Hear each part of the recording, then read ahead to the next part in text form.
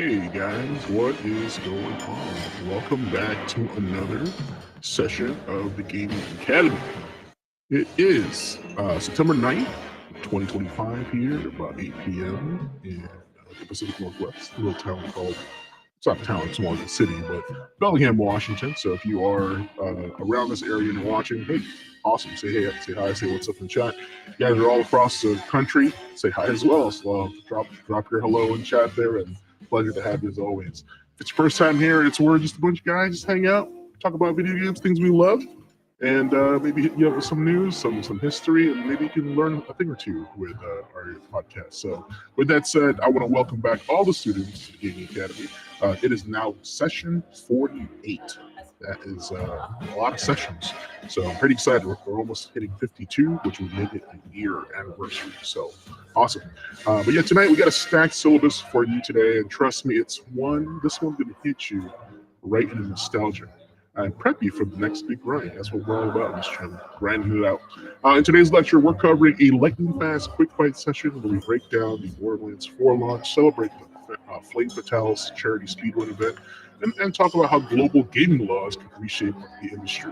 Now, over at the Rumor Mill, the hype train is real. We're talking a possible Red Dead Redemption 2 remaster, a new GTA 6 gameplay theory, and a few indie darlings you need to keep your hands on. So check this out. Speaking of check this out. Ace, Blazing Ace, our own technician over here, is going to be bringing us two absolute gems that he found out recently: the tactical magic of Chain Heroes and the hand-painted beauty of Astria Ascending. So looking forward to that. Plus, we'll be closing things out with this week's final boss, where we'll be rolling out patch notes for your life, buffs, nerfs, and a brand new feature to help you IRL. So grab your notebooks, power up your nostalgia meter. Let's get ready to earn some XP because class 48 starts right now. And you guys know, if you guys have been following us for a while now, yeah, it's good. I like that. It's I am the Dark Lord of Gaming Academy. I have two companions here, not Frodo, not Sam, but Ace and Nick. There you go. There's a laugh. Sure. I'll go change this while you guys talk about stuff. I didn't know if you did it on purpose or not. I was just like, all right, here we go. Sounds good to me. Rocking with it either way. But Oh yeah. Yeah, it's great to see everybody back this week. We've got some pretty solid stuff, and there's been a lot happening. Not just with my particular finds, thanks to a couple of my folks over in the neighborhood, but also just with with Silksong dropping and just how the industry was just set on fire with this. Like I'm looking forward to just laying everything out on the table and really hashing it out with you guys. Yeah, I've been eyeballing those two games too, and visually they just look like they're right up my alley. So, yeah. Aside from that, how about you, Nick? I know you and I have recently just been playing No Man's Sky again, so that's pretty cool. Nope, where'd he go? Frozen in time. There he is. Squiffy there, really quick. Squiff. Skirt. It's one of those nights. Oh, there it is. There we go. Sorry. I was on the other Wi-Fi because I was streaming before. I switched back to this one because this one has a better connection. Yeah. Hello. What were we talking about? I was just, doing a week check-in like you and I recently we were playing No Man's Sky update. So yeah, we were. I decided to reinstall it with the updates, and then like a day after I installed it, you're like, hey, me and my buddy are hopping on. Do you want to check it out? I was like, yeah, absolutely. Yeah. So we got to run around in that a little bit, brought back a little nostalgia just because for me, I have a lot of really good memories associated with the launch of it, despite it launching and not being what was advertised. I was just really looking forward to the game when it came out. I loved the trailers. I loved the promise of it. And playing it now, like, I'm happy where it's at now with all the updates for sure. And like where I think Starfield has failed, at least in terms of like the stickiness and getting me to explore and do the stuff. Like the combat, obviously, in Starfield's way, way better. compared to what's in here. But I don't have the same draw for exploration like we did just running around, just a couple of us building bases and stuff. That was pretty cool. Like that was my first time playing that game. I think I played it like 10 minutes before when it first launched, and I was like, this is kind of boring. Like, oh no, I can tell, because when you boot it up, you're just like, what the hell is this? What the hell is that? Yeah. And so and I think there's some merit in that, because you don't have expectation, right? Like, because it's been so long since I originally booted it up that I was like, oh, this is all good. This is all new to me. So that's it's like a kid opening their present for the first time, right? Yeah. Well, it's just crazy how much content they're still pumping out for it after all this time. Yeah. I honestly, I was surprised that they had a big update, and then made the news, and then now we're playing again. So that's kind of how it works sometimes. You get an update and people get back on the train. So that's fantastic. Yeah, speaking of updates, we got a lot to cover tonight. So let's just get into it. Ace, you ready to check this out? Let's get on it. All right, I got new art for you. Look at this. Yo, check this out. Yo, check this out. All right. If it's your first time here, this is the portion of the show where we check things out over in anything in gaming culture. Sometimes we talk about pre-order weird promos that come out of certain events, and pre-orders that used to get for free back in the day, and some of the most obscure and crazy collector's editions out there. So in this case, I thought these two games were also on my radar, and I wanted to check them out. So Ace, take it away. Yes, sir. So over the last week or so, like aside from digging back into my backlog and losing my mind on Avengers again, there have been a couple of games that over the last little while have been recommended to me by a couple of my close friends, a couple of my good neighbors over on my stream. So I figured, you know what? They're both on sale. I got the spare scratch. Let's check them out. And the first of them, which has just like I had been hearing the good word on the street about this game for a while, but even then, my expectations were still completely blown away just in the opening moments of this game. So if you've got some gameplay to pull up, let's take a look at Chained Echoes. Now, Chained Echoes is, firstly, it immediately drew me in because I absolutely love the sprite work in the game. It's charming, but at the same time, there's very much of a what's the word? There's very much a fusion of old and new in the visual palette. I mean, since it is sprites on the screen, you've got that kind of nostalgic vibe to it. But as you're moving around the map, and especially as you're getting into the combat later on in the game, you definitely start seeing more and more of its old school influences being blended together to form something new to appeal to not just fans of the classic 16-bit era stuff like Chrono Trigger, Final Fantasy VI, Secret Mana, all the good stuff, but also to get new fans to actually take a look at the game as well, because retro is back in style, sprites are back in style. So you see a new game that's sprite based, new fans are going to think it's retro. They're going to jump in, click, go, oh, this is rad. But then us old heads are going to jump on and go, I remember this game. I remember this game. I mean, the section right before this scene is literally a flip of the opening to Chrono Trigger. It's hilarious. You understood the homework. Right. But getting into the combat for this, though, that's where things start to really get spicy. Because this isn't just button mashing. This isn't just press A to attack and win. In fact, more often than not, your basic attacks tend to be your weakest option in combat. But part of that is because after each fight, after each battle, all your hit points and magic points are actually restored. So you're back to full, whether you win or whether you flee.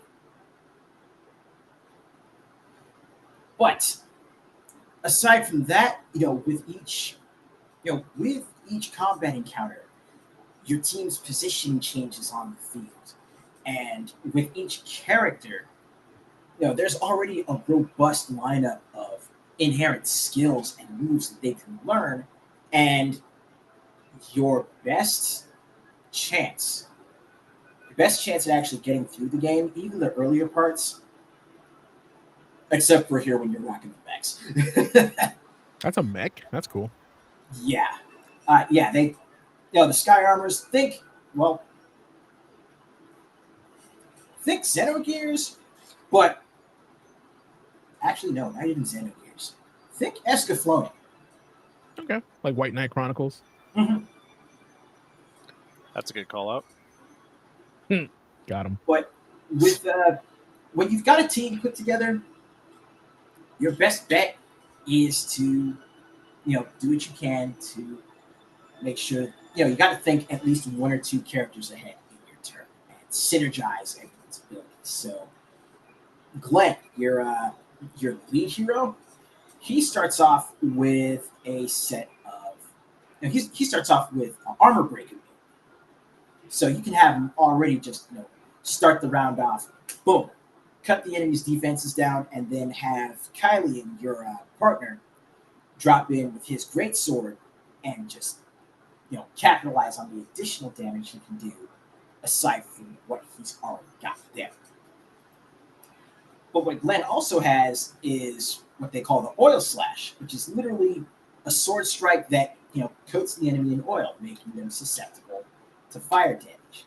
And you've got a character that actually comes in with a fire-based attack, a little bit later on after this section.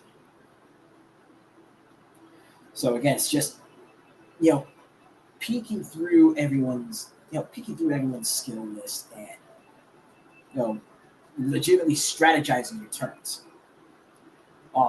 Another thing to mention is that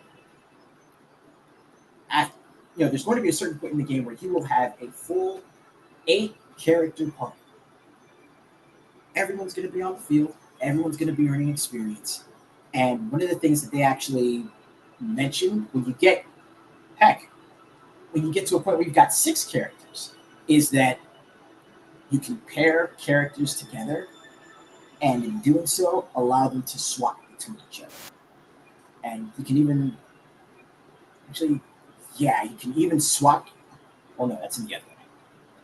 Sorry, you get a little lost. Get a little ahead of yourself. So you play 2 RPGs at the same time. That's what happens. No, I definitely dig the art style for sure. Yeah, I'm loving it. I mean, that's like a big selling point for me. Like if I see a screenshot of this, I don't even know the gameplay. I'm already attracted to the game. Right, but at the core, it's still your standard turn-based fare. So at the very least, you've gotten in. You've got a way to actually sit down and actually start tinkering with the game and just get a feel for it before you start digging further into not just the story but also digging further into the mechanics.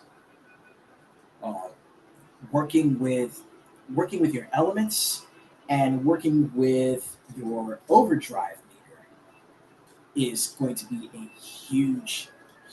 another huge point to deal with, or another huge point to keep an eye out for.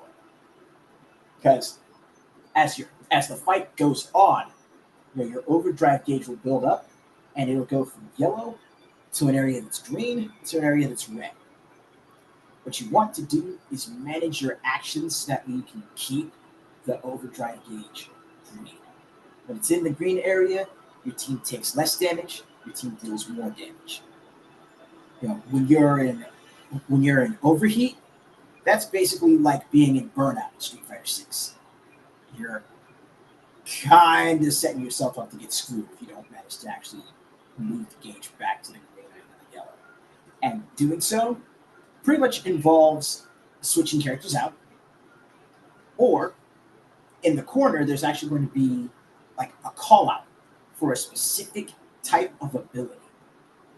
And you'll notice the symbols that it's calling out because they're the ones that are listed next to the abilities on your list. So you use a matching skill within a certain number of turns, then you basically cool down the overdrive gauge. And again, that allows you to manage it going back and forth. But yeah, other than, oh, here we go. Speaking of overdrive.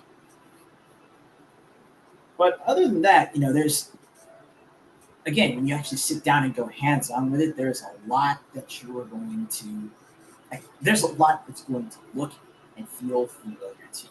So all that's left now is just solving the puzzle of actually putting it together. Pretty sweet. Now, if I was going to actually, I guess if I was going to actually describe this to someone to, hopefully sell to them, I'd say it basically feels like Chrono Trigger had a baby with Secret of Mana, but they tossed in a dash of Octopath Traveler and some Escaflowne. So, pretty. If you're an RPG fan, or especially retro, that's a pretty easy comparison to get an idea what this game is.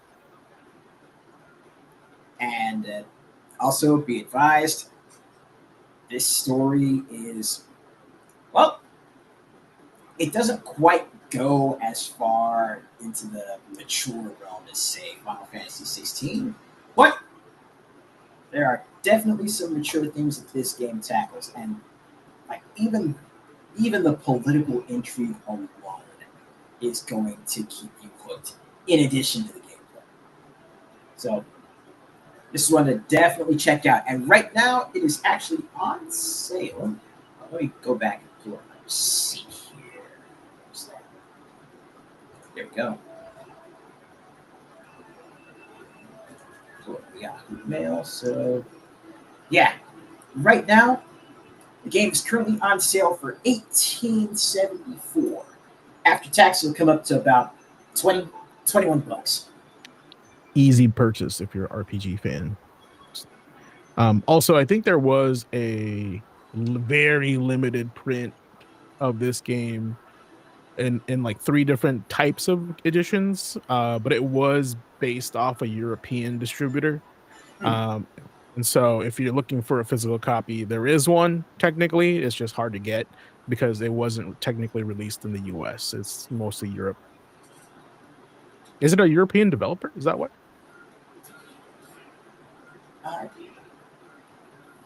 Oh, there we go. I was waiting for Jagos to show up. Yeah, actually, speaking of Jagos, the reason this game got highlighted into the podcast is because he was very active in our Discord, which you should join, by the way, if you haven't joined yet. And he's been posting and celebrating those games. So just sharing screenshots and talking about the game made us want to play it. So that's just how effective you joining Discord. Maybe you'll find some games that you've never played before, and other gamers like yourself will share their love. Oh yeah, it's definitely in Europe then if it's a German developer. Yeah. Makes sense. Yeah, I mean that's that right there covers it for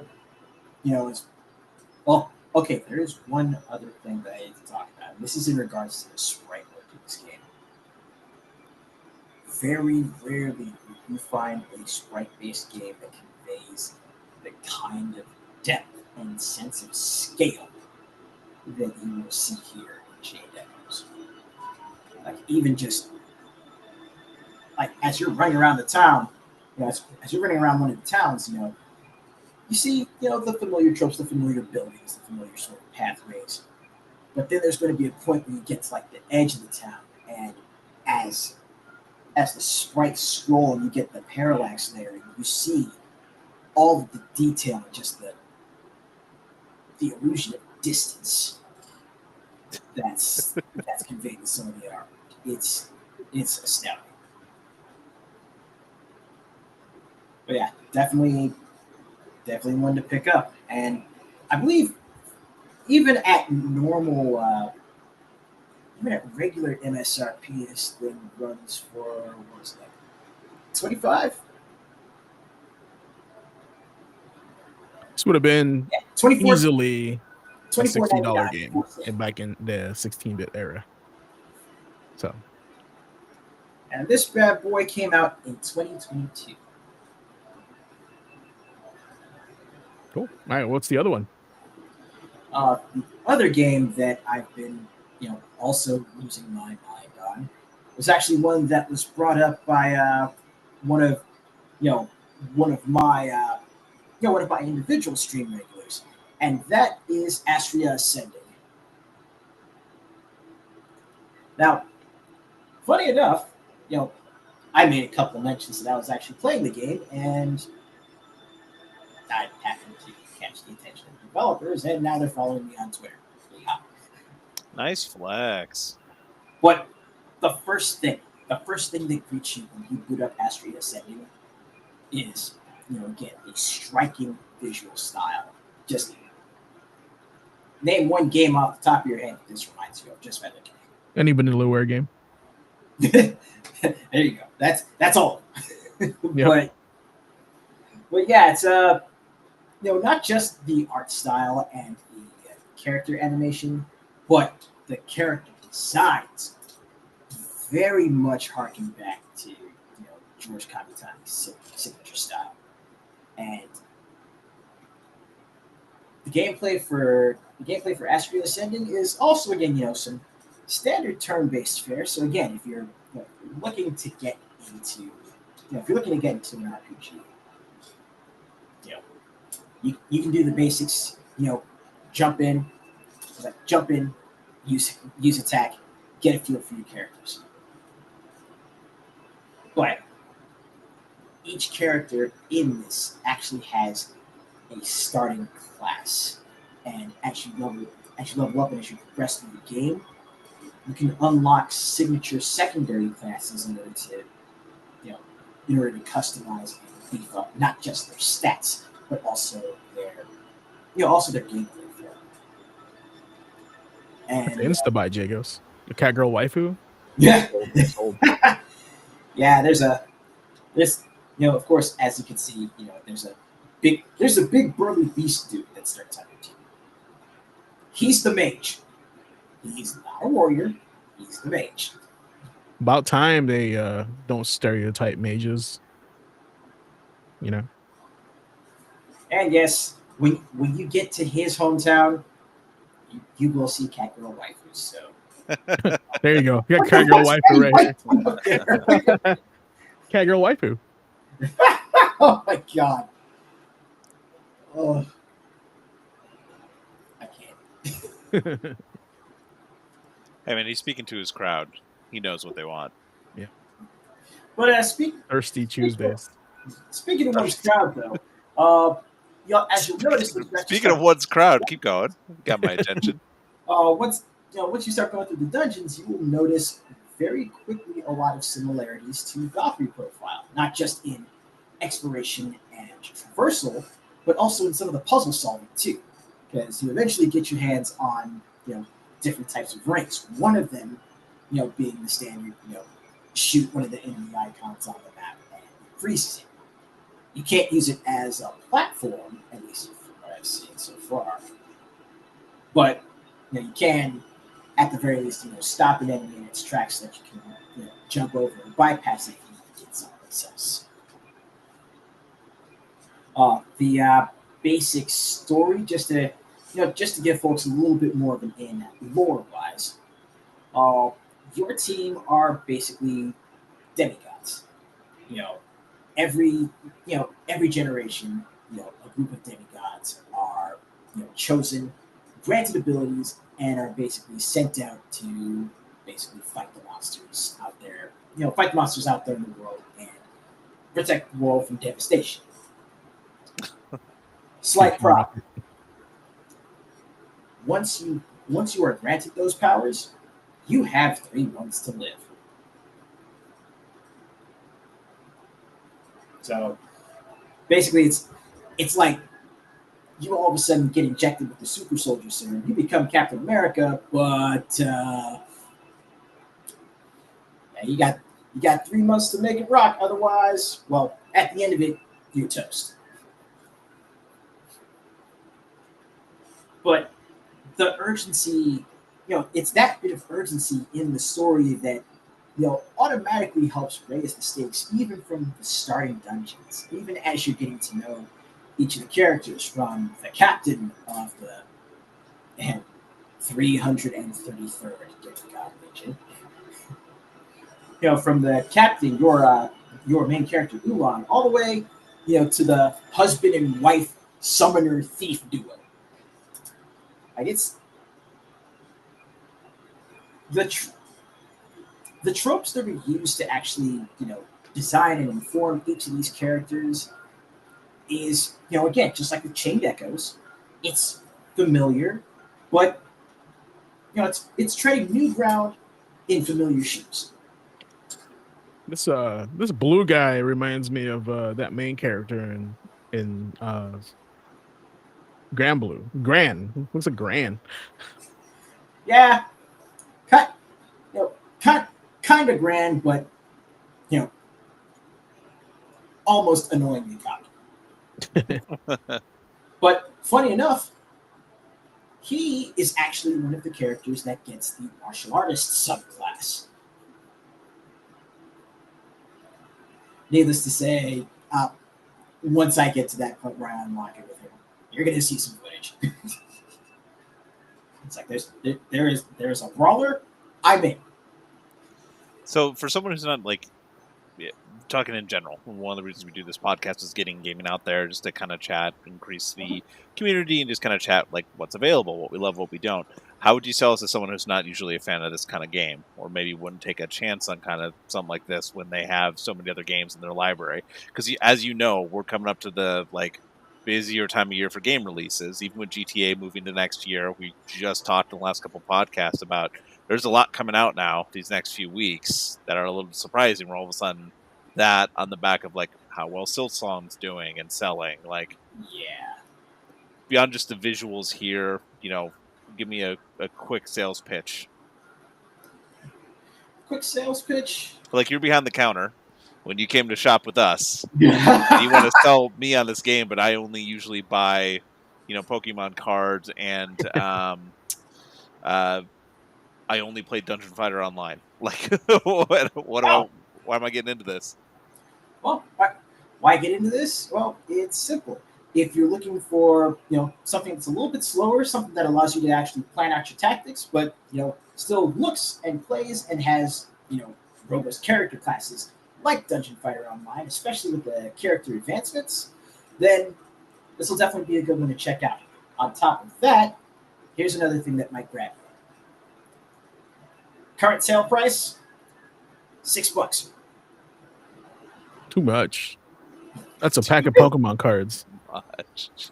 I could get a Charizard with that. You could get a Charizard. There's a chance you can get a Charizard. Or you can spend that $6, pick up Astro Ascending, have yourself a solid time, and have yourself a game that you can take at any pace you want.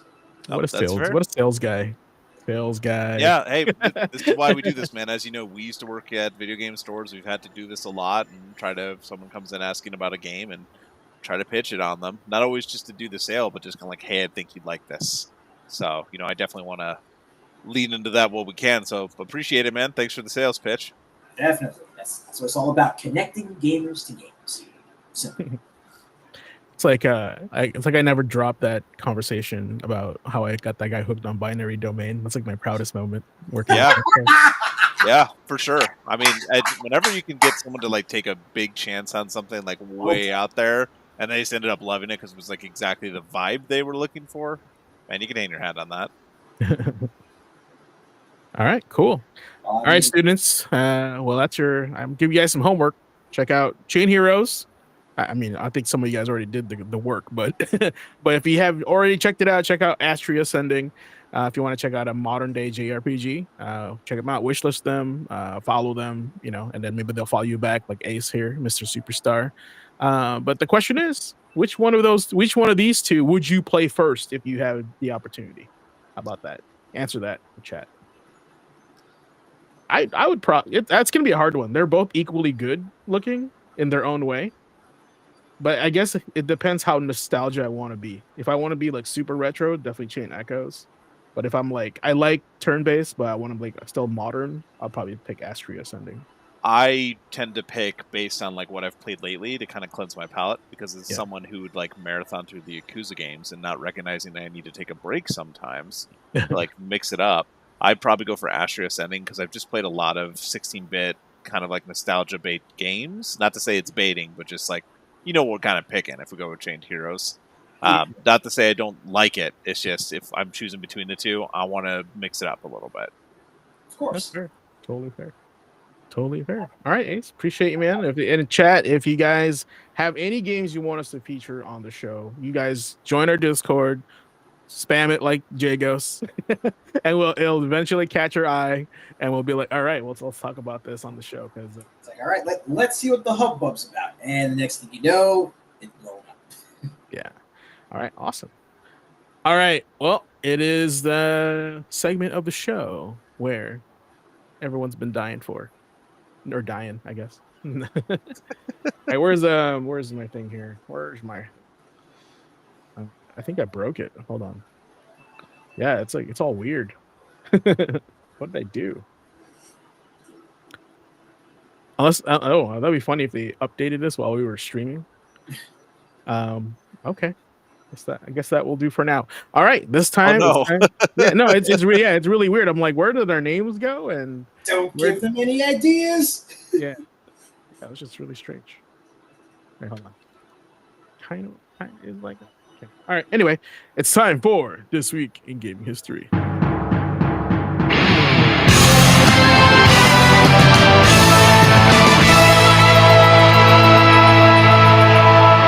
Hello and welcome back. This is part of the show where we talk about game releases and throughout time of video games. And this week is a doozy. So starting from September 7 all the way to September 13, let's go ahead and crack back the DeLorean and go back to gaming history. All right. First of all, the one that I wanted to feature the most is actually something I just recently played and beat. So I actually, just finished Marvel Spider-Man and all the DLC, and it's been a great ride. Specifically the PS4 version, because I want to make sure that you guys understand that there's different versions of this game depending which platform you're playing. What do I mean by that? PS4 version has the character model of Andrew Garfield in Spider-Man, but if you upgrade to the PS5, it switches to the Tom Holland model. So, and a lot of people don't know that, but they did make that update like secretly in the Spider-Man remastered. But check that out; it's kind of fun. So, but if you're a Spider-Man fan, boy, howdy, you're in for a treat. I am 7 years late on this game. And it's kind of wish I played it like when it first came out, but it's still good. It's still great. It's for the $30 that I paid for the Game of the Year edition with the DLC, worth it. Yeah, 100% worth it. Chad, if you played Spider-Man, let me know what your favorite moment was or your least favorite moment. I'd love to hear. But have you guys played this Spider-Man version?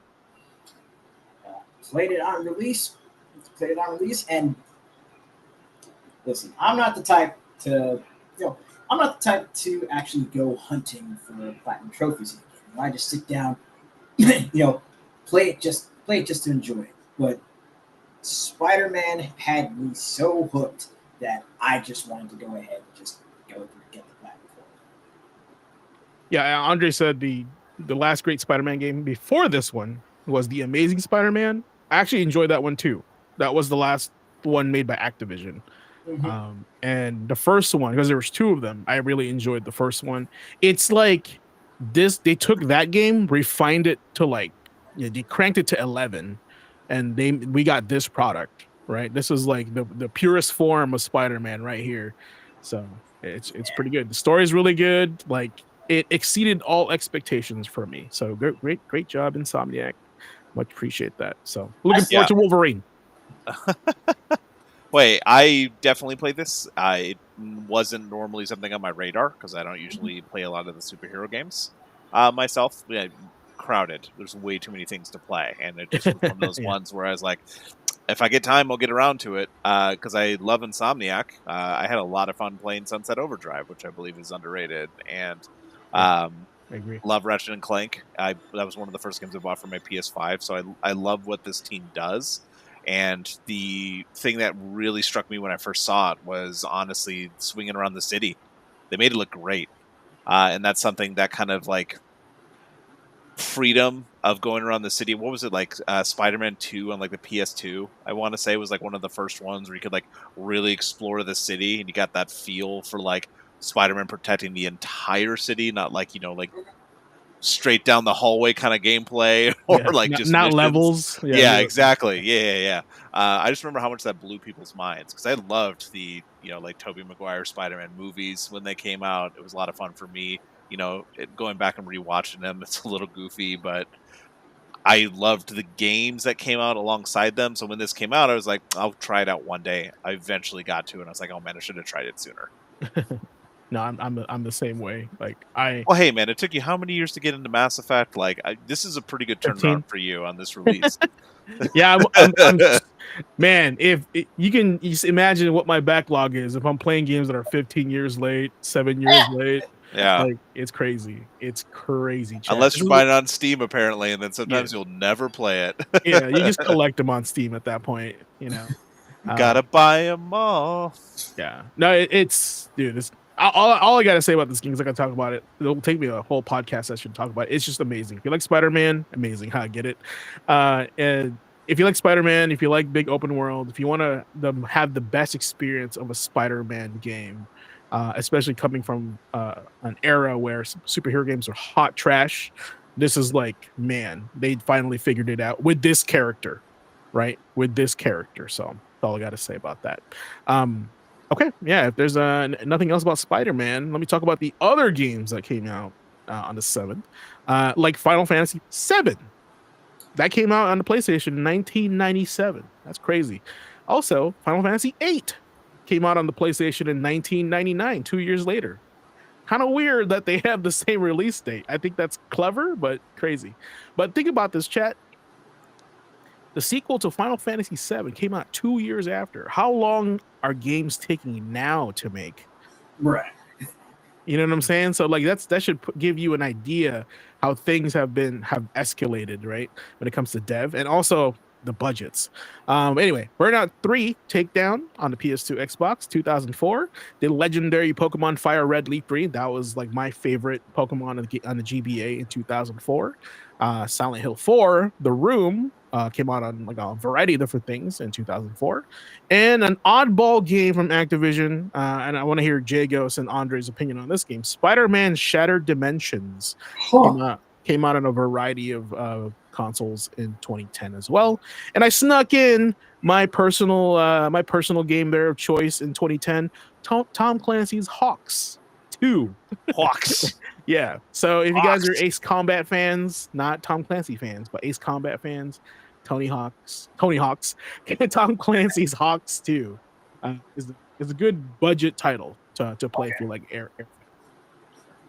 But yes, Ace, I see a note here for Shattered Dimensions. I had this on my radar as well. It is on my backlog. I think that my copy is still sealed. So tell us more about it. Oh, if your copy is still sealed, then you might want to try and find one to actually crack one. Yeah.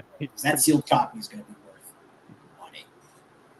But remember how we were talking about how Insomniac Spider-Man was, they finally figured it out for this character? I would dare say back on the PS2 and the PS3, between the Spider-Man movie tie-in games, between Spider-Man Shadows, there were 2 Spider-Man games that that Bedox and Activision had just absolutely crushed it on. This right here is one of them, because this right here plays and feels like you're actually playing through like one of the classic trade paperbacks of Spider-Man, where you've got different Spider-Man from different dimensions joining together to save all of reality before things really get messed up. Yeah. But in Shattered Dimensions, you've got your pick from 4 different Spider-Men voiced by 4 different well-known Spider-Man voice actors. So you got your classic Spider-Man, or your Amazing Spider-Man voiced by Neil Patrick Harris. Nice. let's see. Right now, we're watching Ultimate Spider-Man, who's voiced by Josh Keaton, who has been voicing the character in a lot of the animated series lately. Alongside Yuri Lowenthal voicing the games. Let's see. Spider-Man 2099 is actually voiced by the voice actor who portrayed Spider-Man back in the 1960s and 70s. So you'll get to hear his, sort of quirky take on a lot of the, on a lot of the futuristic slang and lingo that Spider-Man 2099 uses. And then you've got Spider-Man Noir, probably my personal favorite before, voiced by the classic Spider-Man from the 90s. Nice. Shocker! Now, Noir Spider-Man, just a little story tidbit that I was reminded of back when I was checking out the game a little bit just to get a refresher. But the way that Spider-Man Noir lost his Uncle Ben was messed up, like really messed up. Was it a hit from the mob? Yeah, it was a hit from the mob. That was a guess, but okay. The hitter, the Vulture. And the Vulture in Noir, light, my only weakness, is a Dracula. Cannibal. Oh, that makes sense. Actually, that's pretty on point. So yeah, Vulture not only killed Uncle Ben, but I'm sure you can guess where it goes from there. Oh, did you make him with Uncle Ben's rice? Oh, nice. Too soon. Is it too soon? Yeah. Really? It's different. This game came out 15 years ago. Different dimension. Too soon.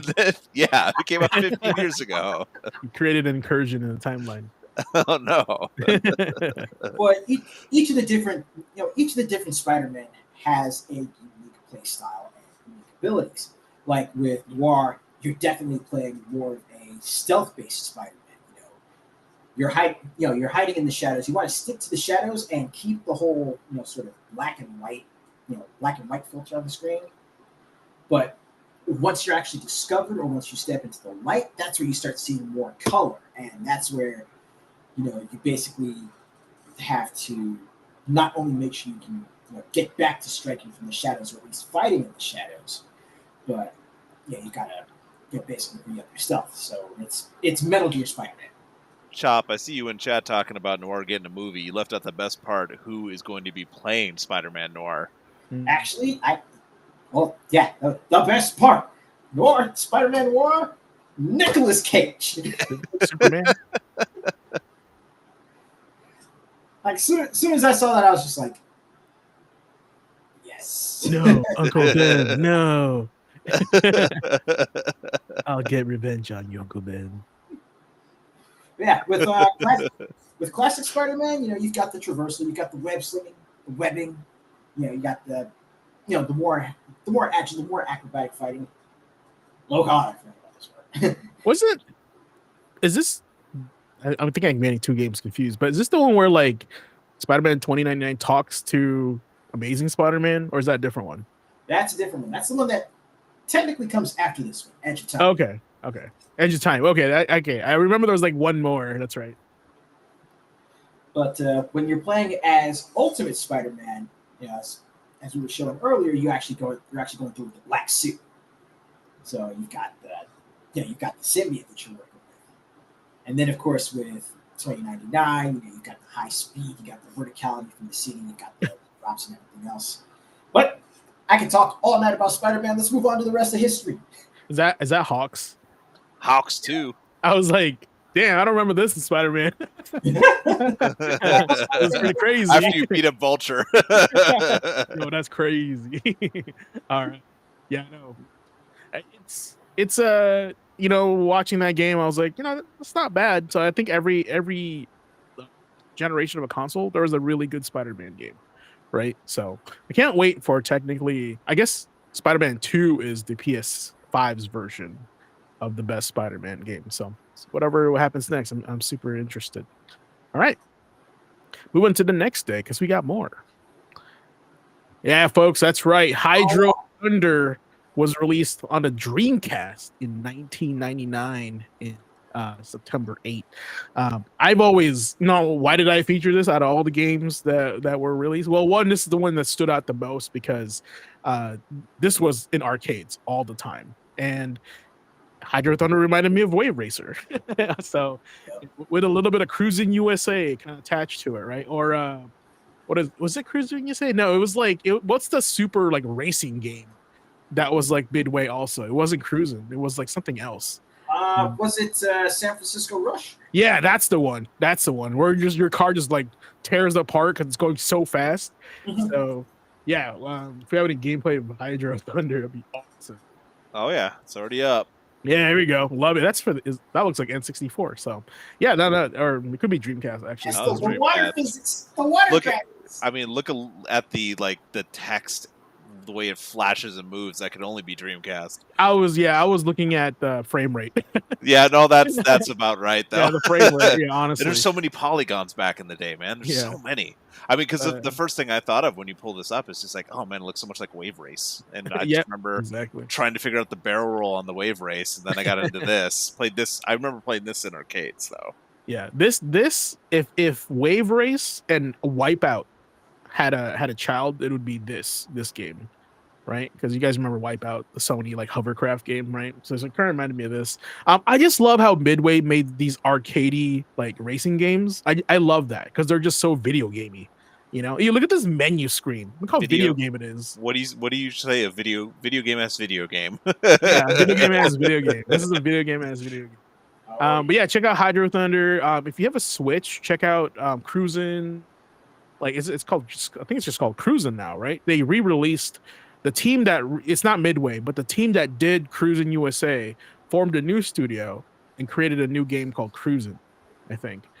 Which I have it on the Switch. That's like one of the racing games I have on the Switch. It's pretty good. Check that out. All right, pretty light day on the 8th. Only other 3 games that came out and that was highlighted was Final Fantasy Tactics Advanced on the GBA in 2003. Just because the Final Fantasy remake is about to come out, the Tactics remake is just about to come out soon here. Speaking of Vanillaware, Muramasa Demon Blade came out on the Wii in 2009. What a game to come out on the Wii. Definitely should have made it on the PlayStation. I do like that game a lot. Yeah. One of the few Vanillaware titles that got lost in the, because it's like releasing a game in the wrong console because of the player base is like different, right?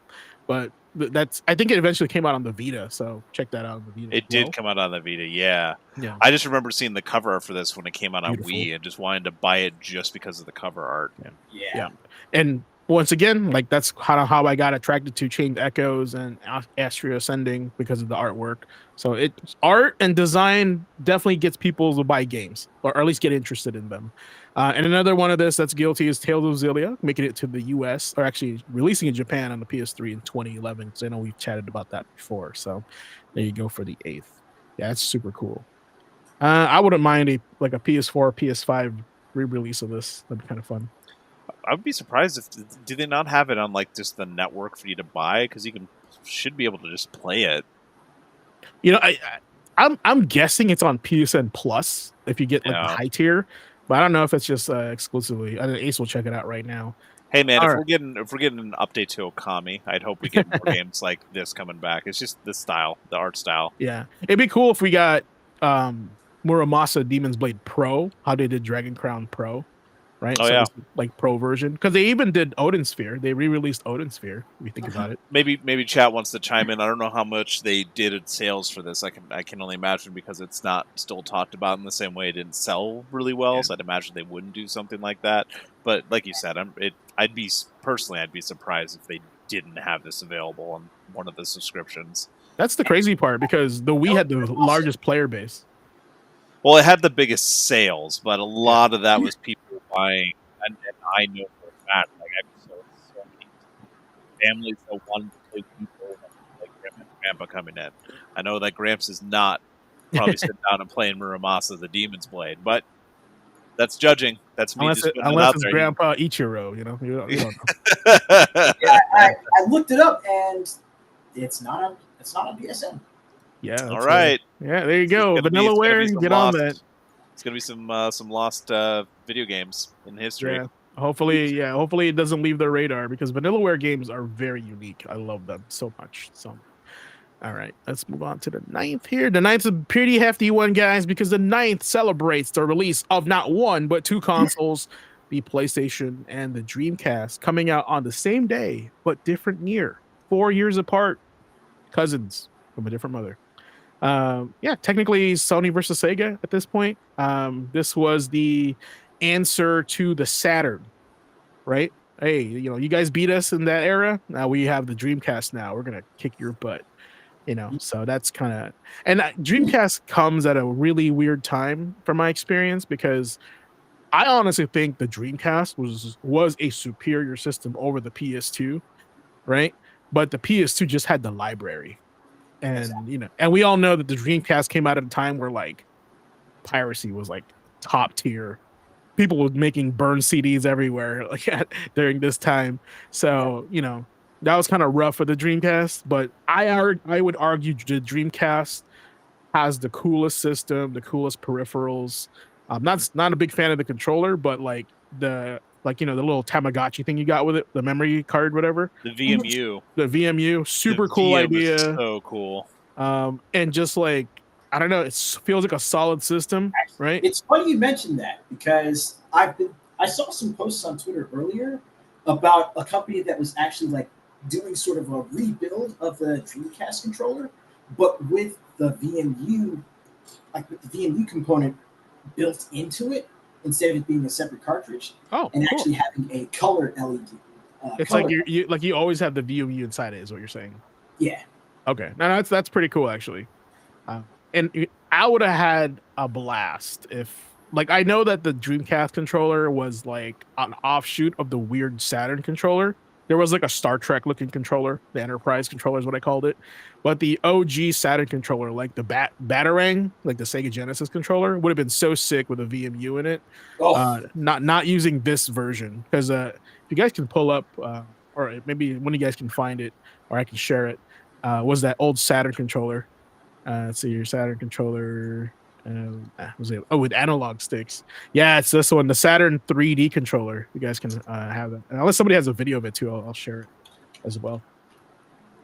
But you can tell this was inspired by that controller versus the Batarang controller, which was my preference. I love the Batarang controller. 6 buttons too. Definitely would have preferred the Batarang, or hell, something like the Batarang, but taking some cues from the PlayStation controller. See, looks even like the placement of like the sticks. You can tell it was inspired by this controller because it's 3D, right? Yeah. So I can see that, and then it still has the classic like 6 button setup on it. Correct. Yeah. So that's why I was like kind of disappointed with the Dreamcast controller, because I had that controller, the 3D controller, and I was like, it feels okay, right? But then like the Dreamcast one just felt really awkward in comparison to this one. And I also think it's the type of games you were playing, right? So if you're playing like a shooter, it's so awkward to play versus like. Yeah, for me, it was with the 3D controller was that like joystick pad thing that he's playing with right now in the video. I didn't like the way that felt. It didn't feel like it was very precise. I liked the Dreamcast controller in theory. I like the way it felt in my hands. I love the VMU, like you said, the little Tamagotchi inspired kind of little window that you got there. I thought that was awesome. I didn't like not having dual analog. That having one joystick and then doing like the N64 buttons for aiming, like anytime you have to do aim and move, man, I just could not get into those games. There you go. That's funny because like we never really look into this until we like see it next to each other like that. You're like, oh, kind of like how I tell everybody that the Switch is just the half of the Wii U, and they're like, what? You're crazy. I'm like, no, look at it. Trust me. They took a bunch of Wii U's and rehashed it into a Switch. But yeah, congratulations, PlayStation 30-year anniversary, I think, and then the Dreamcast for your 26th anniversary. Yeah, that's awesome. You guys are big part of our childhood. I hope I see more things from Sega with the Dreamcast. I know right now in limited run they have a bunch of Dreamcast accessories you can buy. Like they have a nice Dreamcast like loot box that comes in a variety of different Dreamcast like paraphernalia, contraband, let's just say. So check that out if you can. But yeah, the other games that came out on the 9th, it's gonna be a few of them. So my one of my favorites that probably no one knows about is a little game called Battle City on the Nintendo in 1985 in Japan. Only came out in Japan. It was a little tank game that was like in this little maze, and you shot other tanks. And yeah, you can like shoot through walls and stuff like that. So it was pretty fun. Gunstar Heroes on the Genesis in 1993. Crash Bandicoot also came out in 1996 on the PlayStation. Parasite Eve in 1998 on the PlayStation. Spyro came out in 1998 on the PlayStation. This was the year for that PlayStation, 1998. They probably had to release all these games before the Dreamcast came out. Sonic Adventure on the Dreamcast in 1999. Resident Evil Outbreak File 2. Shout out to that game because of the new game coming out on the PS2 in 2004 in Japan. Little game called Yakuza 2 on the PS2 in 2008. Maybe you heard of it. Yeah, maybe you've heard of it. Yeah. Destiny also came out in 9/9 in 2014. Splatoon 3 on the Switch came out in 2022. And most recently, Bubsy in the Perfect Collection came out on a variety of different things this year. Just came out, actually. So don't shake your head, Aids. The fact that we got a Bubsy game in 2025 is like, that wasn't on my list. I'll tell you that. Right? Yeah, of all the like older franchises and stuff that we could potentially see like an update to or see like come back out and really capture the nostalgia, wasn't Bubsy. Yeah, was not Bubsy. Was not Bubsy. And have a Tomba game to look forward to. Still blows my mind. Maybe Arrow the Acrobat, but Bubsy, bruh. Gex, I understand Gex.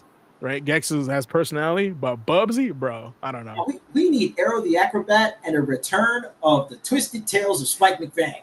You know what they need? They need a Smash game with all those characters in it. Bro. That's what I'm saying. All these all these has-been characters in the game. That'd be awesome. All right, next 9/10, September 10th. I chose Killzone Mercenary on the Vita in 2013 because, wow, no one probably played this game because for a variety of different reasons. The first reason is the first thing you'll see when you see Killzone Mercenary. It doesn't play like a Killzone game. Did you guys know that? I did because I had to test it on a Vita. You have it up on the screen, Nick? Pulling it up shortly, getting past some of the... Okay. But yes, the first thing that you'll notice with this game is that it is not a first-person shooter. It's actually an isometrical, like, tactical shooter, right? Yeah, see? Ace is like, what are you talking about? I agree. I was kind of the same. This was the era when I was like, yo, Killzone's so sick. Like, I love it. I think Killzone 3 was also kind of like out in the middle of this. This isn't Mercenary. No, I was thinking about the PSP one. Never mind. I'm stupid. Which one's the PSP one? Because I remember playing that one, not this one. My bad, guys. I got a lot of games confused. But the reason why I chose this one too, Liberation. Yeah. I've been playing Helldivers 2 as the Hellgas armor, and I kind of missed their iconic look, right? So I think. And I don't know if we're going to be getting a Killzone game anytime soon, especially with Guerrilla being so popular with Horizon. So, you know, maybe down the road, maybe it's their panic button. We don't know, right? But do they have a reason to? Oh, I forgot about the swipe controls. When you're going to the kill, you have to swipe across the Vita screen with the touch screen. Yeah, I remember that. The thing that I was frustrated about this game, because I do remember I own this game, is there was input lag when it came to aiming, so you couldn't like snipe properly because when you tap it, it'd be like the delay, then you'd overshoot and you'd keep doing that, and you couldn't aim properly. And as much as I tried to change the sensitivity on the Vita pad or the Vita stick, it's not good. It was not a hardware issue. It was definitely like a developer issue for the input lag. So I don't remember it being fixed for a while, which is Call of Duty box screen, what we're looking at here. That's interesting. But yes, other games that came out on the 10th, King of Dragons in the arcade in 1991. That's a very important one. I like that one a lot. Echo the Dolphin coming out on the Dreamcast called Defender of the Future in 2000. Another Tales game, Tales of Eternia on the PlayStation in 2001. I don't remember that one, so I'm glad that I found that. Battlefield 1942 on the PC, came out in 2002. Mario Maker on the Wii U in 2015. Blasphemous coming out on everything in 2019. And another Tales game, Tales of Arise, coming out on everything in 2021. So it was pretty good day. Pretty good day. Because give us some kind of kill zone. I guess like Helldivers skins is pretty cool. Like I'll take that. All right, never forget 9/11 Marvel vs. Capcom Fighting Collection coming out PC, PS4 in 2024. It's already been a year. I feel like this game just came out, but I'm really thinking about the second one, right? But I honestly feel this game just came out, like not that long ago. But it's been a year already. That's crazy how fast time flies. I wanted to spotlight this one because this one here is something that everybody was asking for the longest time. And Capcom, I don't know how they made it happen. I thought they had no relationship with Disney anymore and Marvel, right? But somehow somebody in like, I don't know, could have been sales, could have been a suit, right? Came out there and was like, we need to make this thing happen. And Marvel was like, oh, let's do it.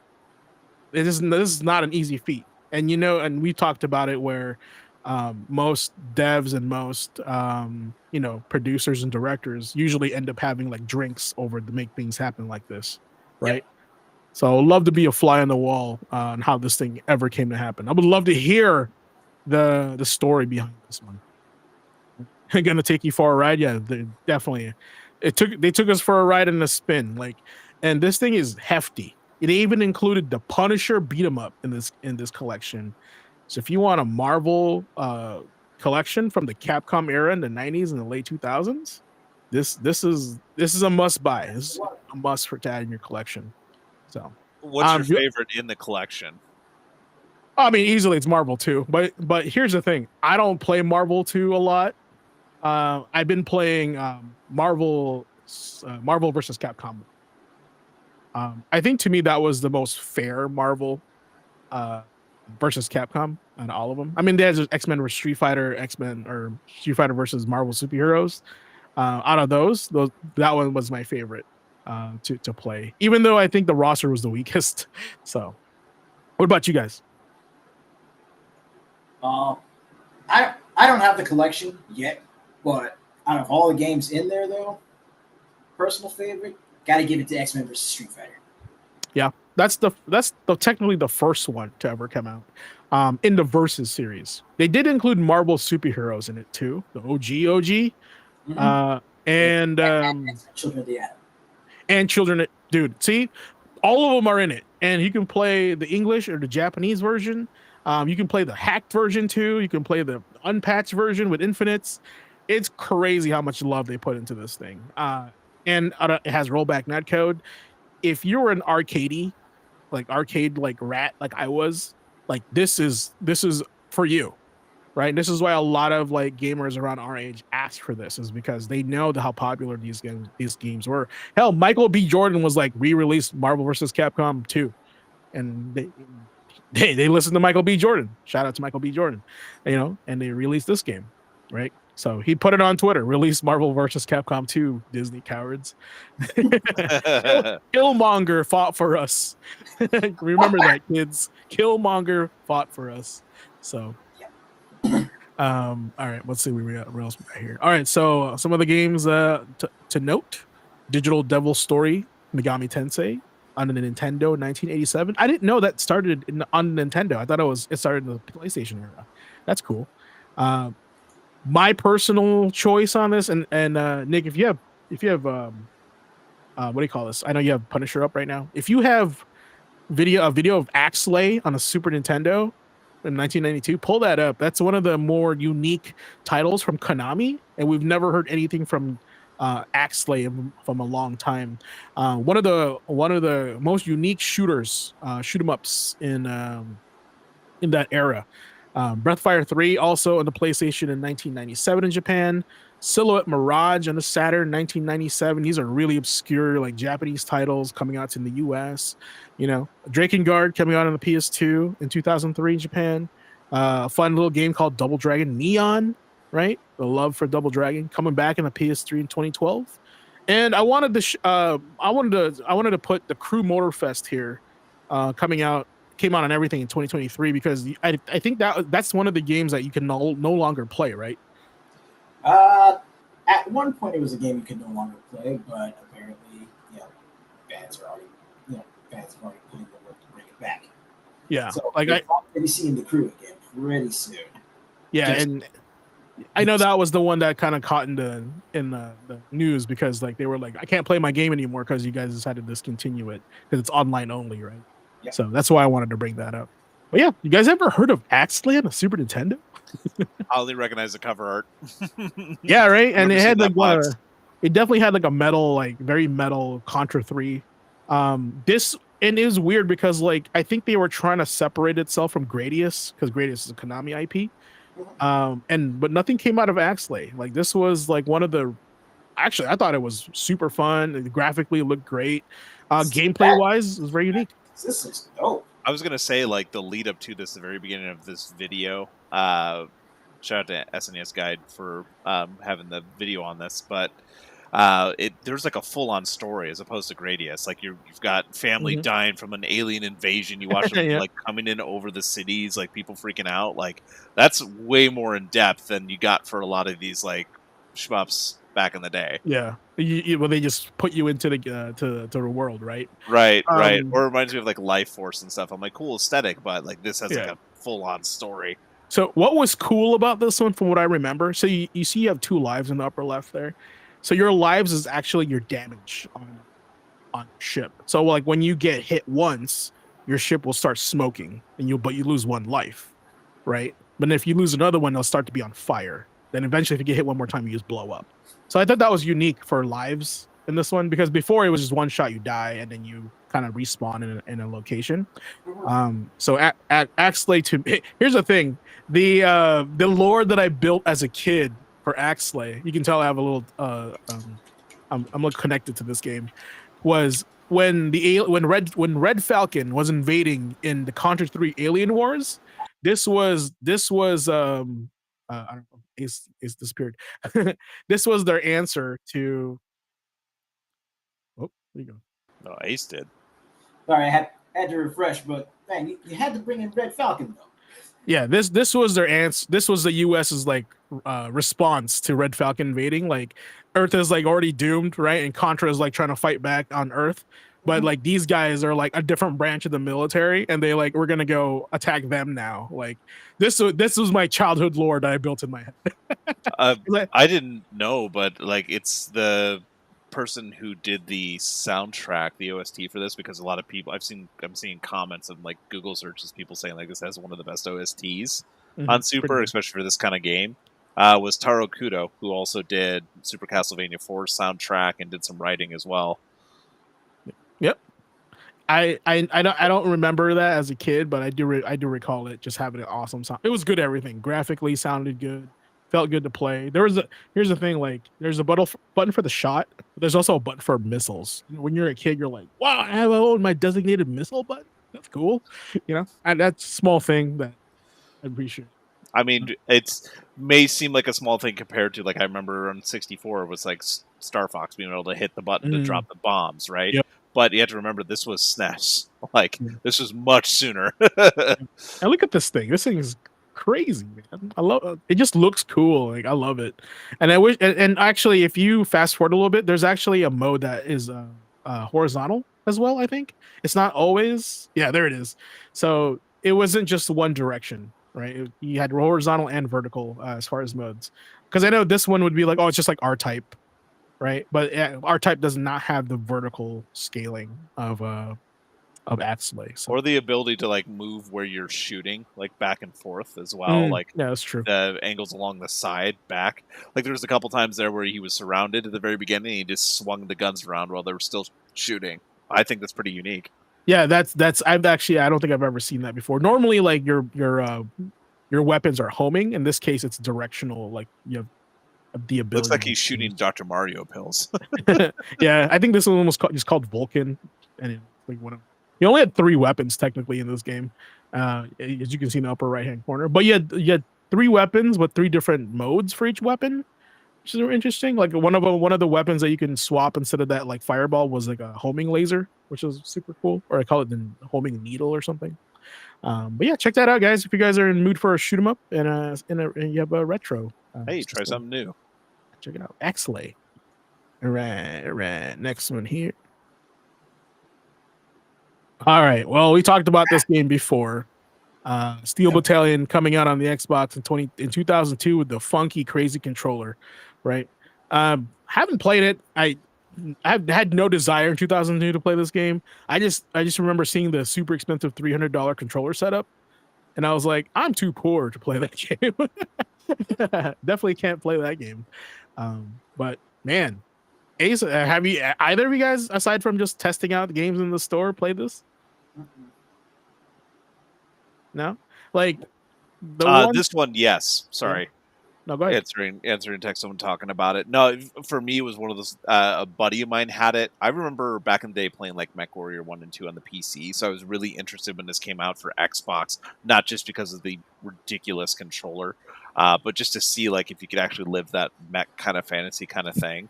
I don't know if you two remember a game that came out. Oh God, it was a while ago on PC. Oh shoot. I can't remember the name now. It was another mech game. There's very few mech games that make you really feel like you're in it, like the big kind of clunky metal thing with all the firepower at your fingertips. This felt like it. It did feel super restrictive because of the price, but man, you definitely felt like you were living that, and you felt like you were in it, and especially when you have that giant pad there with the big caution button in the upper right. Like flip that thing up, hit that button. Oh man, I loved it.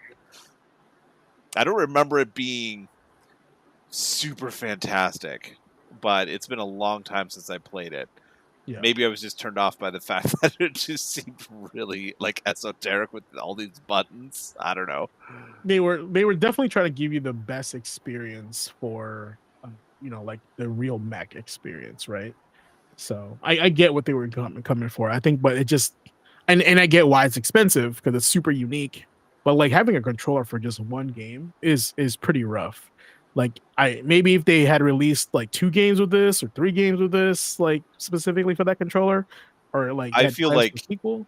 Like looking at this again, I remember we played this on my buddy's, like he had a 60-inch TV, which was like the biggest TV we'd seen, like of all of our friends.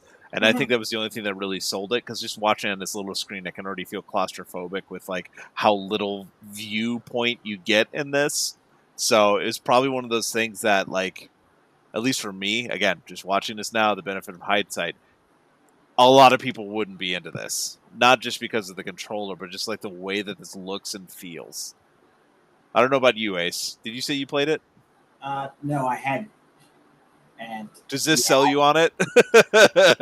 Not really. No, this is definitely one that I'd probably try it out if it were on a larger TV. But yeah, that feeling of claustrophobia I'm getting just from this is just like, no, I'll go back to Armored Core, thanks. Yeah. Right. Yeah, something like Armored Core, or just like I said, the Mech Warrior games. Hawken was the game I was thinking about. I remember that. Gosh, that was pretty early on in PAX when I played it before. That's probably like, I remember playing that on PlayStation, maybe like 2013, 2012. No, later, like 2015, probably. I remember playing it on PC early on, like I want to say PAX 12, PAX 13. Yeah, like a long time ago. Let me look it up. I'm going to forget now. I remember it had some issues and it had to re-release. So yeah, I had my 2012 on Windows, and then 2016 Xbox One, and 2016 on PS4. But nonetheless, Steel Battalion. What the heck? I'm trying to see if this is the right one. I don't think this is the right one. Escaped. Yeah, not really lighting the world on fire. Seeing that combat back there. Ooh. Waving their hands like, no, I'm good. I don't know, man. It's another one of those ones where you look at it and it's like, there's other games that I feel do it better. It's the novelty of the controller. You gotta really love mech games to invest. Like this is on just the Xbox, right? Yeah. So they were probably like, I'm assuming the thought process of it was people love Flight Simulator, Xbox, Microsoft. They related that in some way or form. They were was just gonna say it feels like a sim title more than anything. Yeah. Hyper realism. You're playing it for the realism. This is what you wanted. Nerd, take it. Chuck Yeager's. It's kind of like the. Oh, sorry. What's up? No, go ahead. I'm looking for something. I was just gonna say it just reminds me of like the push there for like Forza Motorsport when they came out. Like the simulation of Forza Motorsport 1 versus, like the arcade games at the time. It was their answer to Gran Turismo, but like you'd almost rather, unless you were like a car enthusiast and really wanted the simulation, you're playing like, Project Gotham instead or Burnout, stuff like that. Okay, so this is the one I actually owned. So I didn't have Steel Battalion, but I actually had the Ace Combat 5 Collector's Edition, which came with a flight stick as well. And it came in 2 pieces. So that's because it had a thrust as well, didn't it? It had the flight stick and then the thrust. Yeah, so the right one was like your flight stick, and then where he's gripping on the left, it's not a stick, it's just a thrust, like that. What he's doing right there. So, that was like, oh, it's my time to shine. It's not as expensive, and I like Ace Combat, right? So it was pretty cool, and I don't even know if I even have it anymore. It's probably like I probably sold it on eBay a long time ago. But kind of miss those like obscure controllers, right? But now we're just getting statues and other like weird things. Maybe one of our episodes, what we could do is just like a throwback to the most obscure controller types. You can use this as a springboard. We've already talked about it enough, so we won't talk about it again. But there should be some pretty fun ones out there. Just like anytime we get like the random controller that gets traded in at the store, and you're like, "What the hell is this thing?" there's the Thrust Master right there. Oh yeah. Yeah, it was just like a really the thing is that those definitely still sold. We would sit on them for a while in store, but at some point someone would come in and just buy it. They were looking specifically for it. You definitely get that one guy that was like, give me all this, and you're like, finally someone's buying his trash. I mean good stuff. Trash. I'm sick of wiping the dust off this. Like that one. Okay, let's move on. But like that one kid that was like, let me buy all your DDR games and get all your pads. Oh, I love you. Thank you. Take on all, on the Wii. So that's the part. Some other games that came out on the 12th. Intro to today's show, Adventure Island, came out in 1986 in Japan on Nintendo. Phantasy Star Online Episode 1-2 on the GameCube. I remember seeing that box art. Super cool. 2002 in Japan. Super rare game called Rule of Rose on the PS2. If anybody owns Rule of Rose, I think it's like $400 now. I think. And Shadow of the Tomb Raider on PS4, on Xbox One in 2018. Check out Rule of Rose, guys. All right, last one.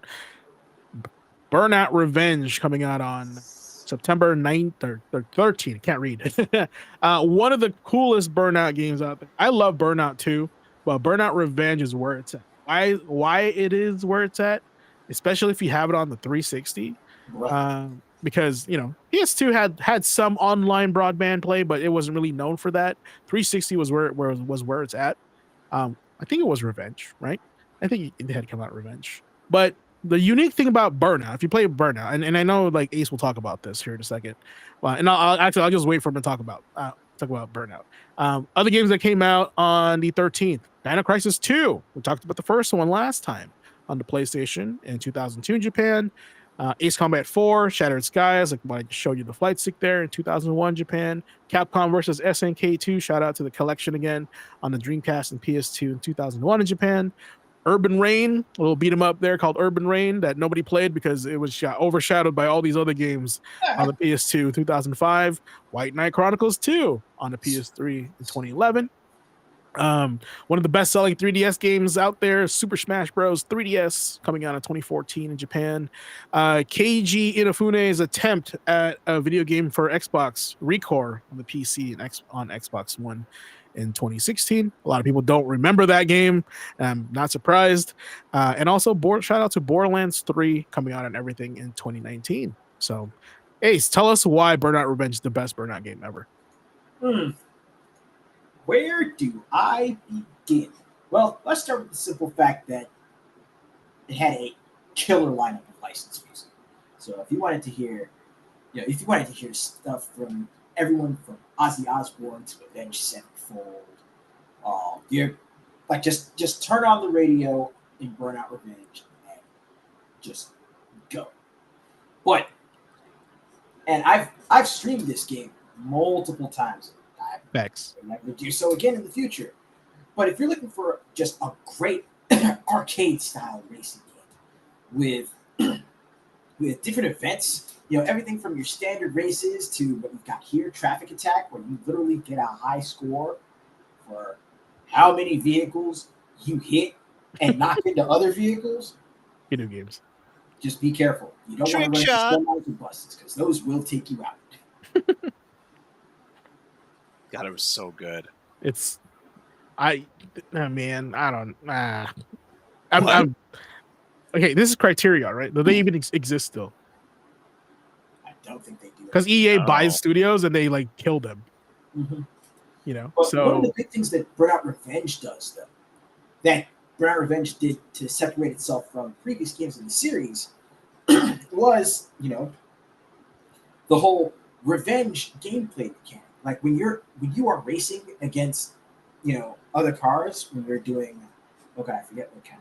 When you're doing stuff like the Eliminator and the Crash Breaker events, well, the Eliminator especially, if there is a rival car that takes you out, you are incentivized to go back and get that lick back.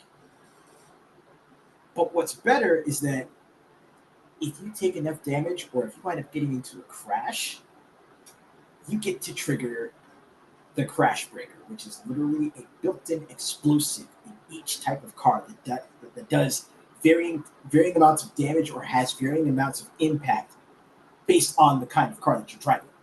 Man, this is just pure adrenaline. It was one of those games. Yes, I remember when it came out. I already loved Burnout anyway, but it turned the dial right where it needed to just really embrace what made it great and made it fun to play. It's just like even watching this right now, you can't even see the road half the time, and you're just like ping-ponging cars like all over the place. And then, like you said, banger of a soundtrack. If you look at this OST, like you have stuff from all over the place, but you're gonna remember stuff like I remember hearing Junkie XL for the first time, the Today song, just because of this game. And now I listen to that artist regularly. Like OK Go was on here. You had some throwbacks to stuff like The Doors, Yellow Card, Chemical Brothers, LCD Sound System, CKY, Block Party, Mindless Self-Indulgence, Avenged Sevenfold. Like definitely of the era, but some really specific throwbacks too. Like it's a really good soundtrack for the times. Mm-hmm. And also one other thing that this does, one of the things that this has that I don't think any of the other games since then did was, like I mentioned earlier, the Crash Breaker events, where it's literally like a puzzle. Yeah. Where you determine where you can launch your car to do the most damage, cause the biggest pileup, and then trigger your explosive to do even more damage. This is probably why like mobile games have taken off, because there was very few games back in the day that I would sit down and really try to get full stars on a specific map until Burnout Revenge, and then I kept replaying it to try to get the best score I could get to make sure I got all the unlocks, because this game got me addicted. So I could get all the stars. So now mobile games nowadays, like this, it started here for me. Like I got addicted to this, where I had to keep playing this, had to go back and replay the level, try to get the higher score to unlock the new content. Like I just they packaged it in such a great way. If it's designed fun, why not? I mean, if you build it, they will come. Yeah, if it made it, when you're playing a game over and over again, and it doesn't feel grindy, but you're still enjoying yourself. I think they did a great job. So, 2 called out because we were talking about it before. Criterion Games is still around. However, after they were sold off, they got shifted. A lot of their team got shifted to other projects. Nowadays, they are supporting Battlefield. And they just got formally shifted and changed the name to Criterion, a Battlefield studio, in August of this year. So Just happened. Oh, Well, hopefully, like they pull something where they're like, I have a little project that I've been working on. Well, for a while there, they were working on the Need for Speed series, but they Yeah. kept getting pulled over back to Battlefield as like a support studio. They did work on. It looks like the last one they really worked on was Unbound using the Frostbite engine. Which didn't have a lot of play, but yeah, no, they're Battlefield 6. They're Battlefield now. Okay. Yeah, check it out, Chad. If you guys want to try out a really cool racing game, this is. And then check out Ace's videos on Burnout. He's been streaming this for a while. I do want to add, there was on the 360 version of this game, and Ace didn't mention this, but if you were playing this online and someone had disrespected you by crashing you, the next time you log on and they were on, you can join their game right away. Look, man, I also miss those things. I only had this on the PS2, so I didn't know. Yeah, that's why it was revenge. Like you remembers who crashed you, and if they're online, you can join their game. It was like the early Nemesis system. Yeah, and then it called it out. It called it out too when you took them out. Like I completely forgot about like the takedown cam, but it'll tell you when you take out like your rivals and stuff, or the guy that took you out before. Like it's very. It feels good. It feels good in your brain. It's on the PS2, but it's with other live players on the 360. Yes. Yeah. It will say like GQAzndood's online. Join their game, and you join it, and you're one of the cars in this game. Yeah, and then like I think when you crash, it'll say like something funny like "Remember me?" Show up like folks, just surprise, motherfucker. Yeah, no, literally it was like that. It incentivized you to log on, find the people that that crashed you, and you crash them back. It's revenge. Literally, great mechanic. And it made it awesome to like take out people in specific areas. Like it just happened in this video a second ago. You take them out in the alley, and it just pops up alley. Oops! It's just like exactly. Yes, love it. The signature takedowns for each area, or something else. It's like some of them. It's like you can totally tell this is crash somebody out, and so they have a specific like for that. Or sometimes it's just like a certain situation, So, yeah, but that was like one of the biggest features on the 360 version that I like, because I had this game on 360, which when you log on, you pop on, and then like it'll say like so and so is playing Burnout. Which like when you log on to Burnout Revenge, it'll tell you have like a list of people that like these are the guys that crashed you, and you can join that game right away. And I'm like, I want to kill them. That is great. Yeah. We call it like maybe they should call it like Burnout Vengeful in the next one. That'd be kind of fun. So. Anyway, chat, that is your week in gaming history.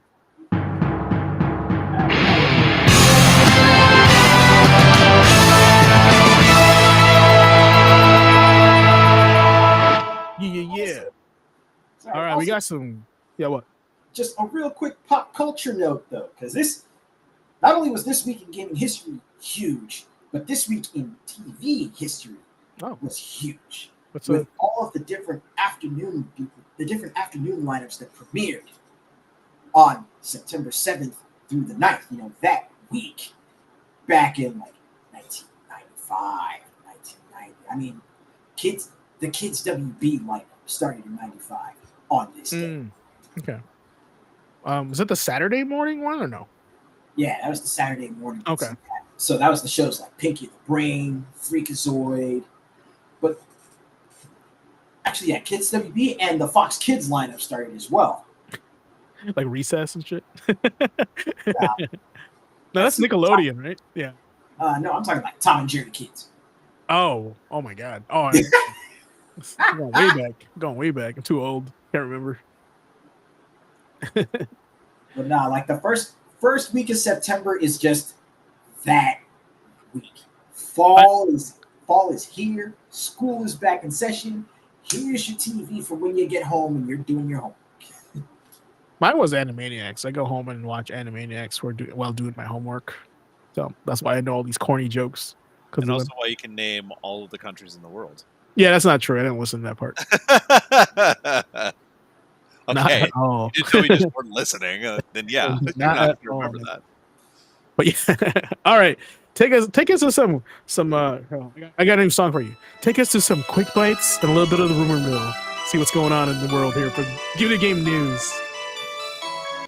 I love that too. If you're on our Discord, you'll know that lately a lot of our great people here in chat have been posting all kinds of great news stories. Definitely check us out there as well, just because you'll keep across everything that's coming up. Obviously, Silksong is doing gangbusters. We know it's doing great. We know there's a lot of hype for Battlefield 6. Also, we also found out that Lost Soul Aside has been in development for 10 years in development hell. So there's a lot going on. But for this week, what we decided to do for the story was just have a couple quick bites of some bigger thing that's happening, as well as talk about a game release that's coming up very soon that I'm excited about. So a little more focus this time around and a couple questions for the audience. So keep listening, stay tuned. We'd love to hear what you think. First and foremost, gotta ask, would you rather watch a Mario 64 blindfold run or a Dark Souls no-hit run? Either of those sound interesting to you? Both, but Dark Souls for me. I've seen some Dark Souls no-hit runs. Those can get pretty bad. And I mean, hell, even watching Oliver do his, no out of bounds, no glitch speed runs on Dark Souls. Are you guys pretty big fans of like speed running in general, just to kind of see what people do with these games? Super exciting. I check out GDQ. Yeah, for sure. Perfect. I'm glad you brought up GDQ, my man, because that's what we're talking about for the first little bit of news. Their new event is going to be running until September 14th to raise money for a charity with speedruns led by women and femmes called Flame Fatales 2025. So GDQ consistently brings like the gaming community together, like for really good causes every single time. So we definitely want to highlight it. Speedrunning is really a craft, right? You talk about what makes a good speedrun, whether it's strategy, optimization, or just like using insane glitches. Watching like the original Mario speedruns as I see them like glitch through, or like the little shortcuts that I remember that you'd pass around with your friends. It's really cool to see that like on a stage and being called out, but again, for a good cause. So showcase standout games for the event so far. Maybe there's a Tears of the Kingdom or Hollow Knight run to highlight. You might want to check it out, but compare the vibe of this one with regular GDQ events. More inclusive, more personality driven. We're trying to shine a light on some different personalities that are bringing it out. So check it out, see what you think, but just really think about it. There's some really good speedruns out there. And I mean, a no-hit run, pretty crazy. Just to jump a little bit further up, just to maybe bring up some more of like the law side of things. So Karnataka High Court delayed a ruling on whether skill-based online games should be classified under gambling laws. We've talked a little bit in the past, and people are no stranger to like loot boxes. Do you think loot boxes should be treated like gambling? It's effectively that for a lot of arguments, but what do you two think? I mean, I've seen both. I've seen examples from both extremes as far as like how loot boxes should be handled and how they shouldn't be handled. Like what, effectively what makes it more of, these loot boxes are literally here just to, get people to keep pulling, keep spending, and, also, really aiming it more towards the younger crowd.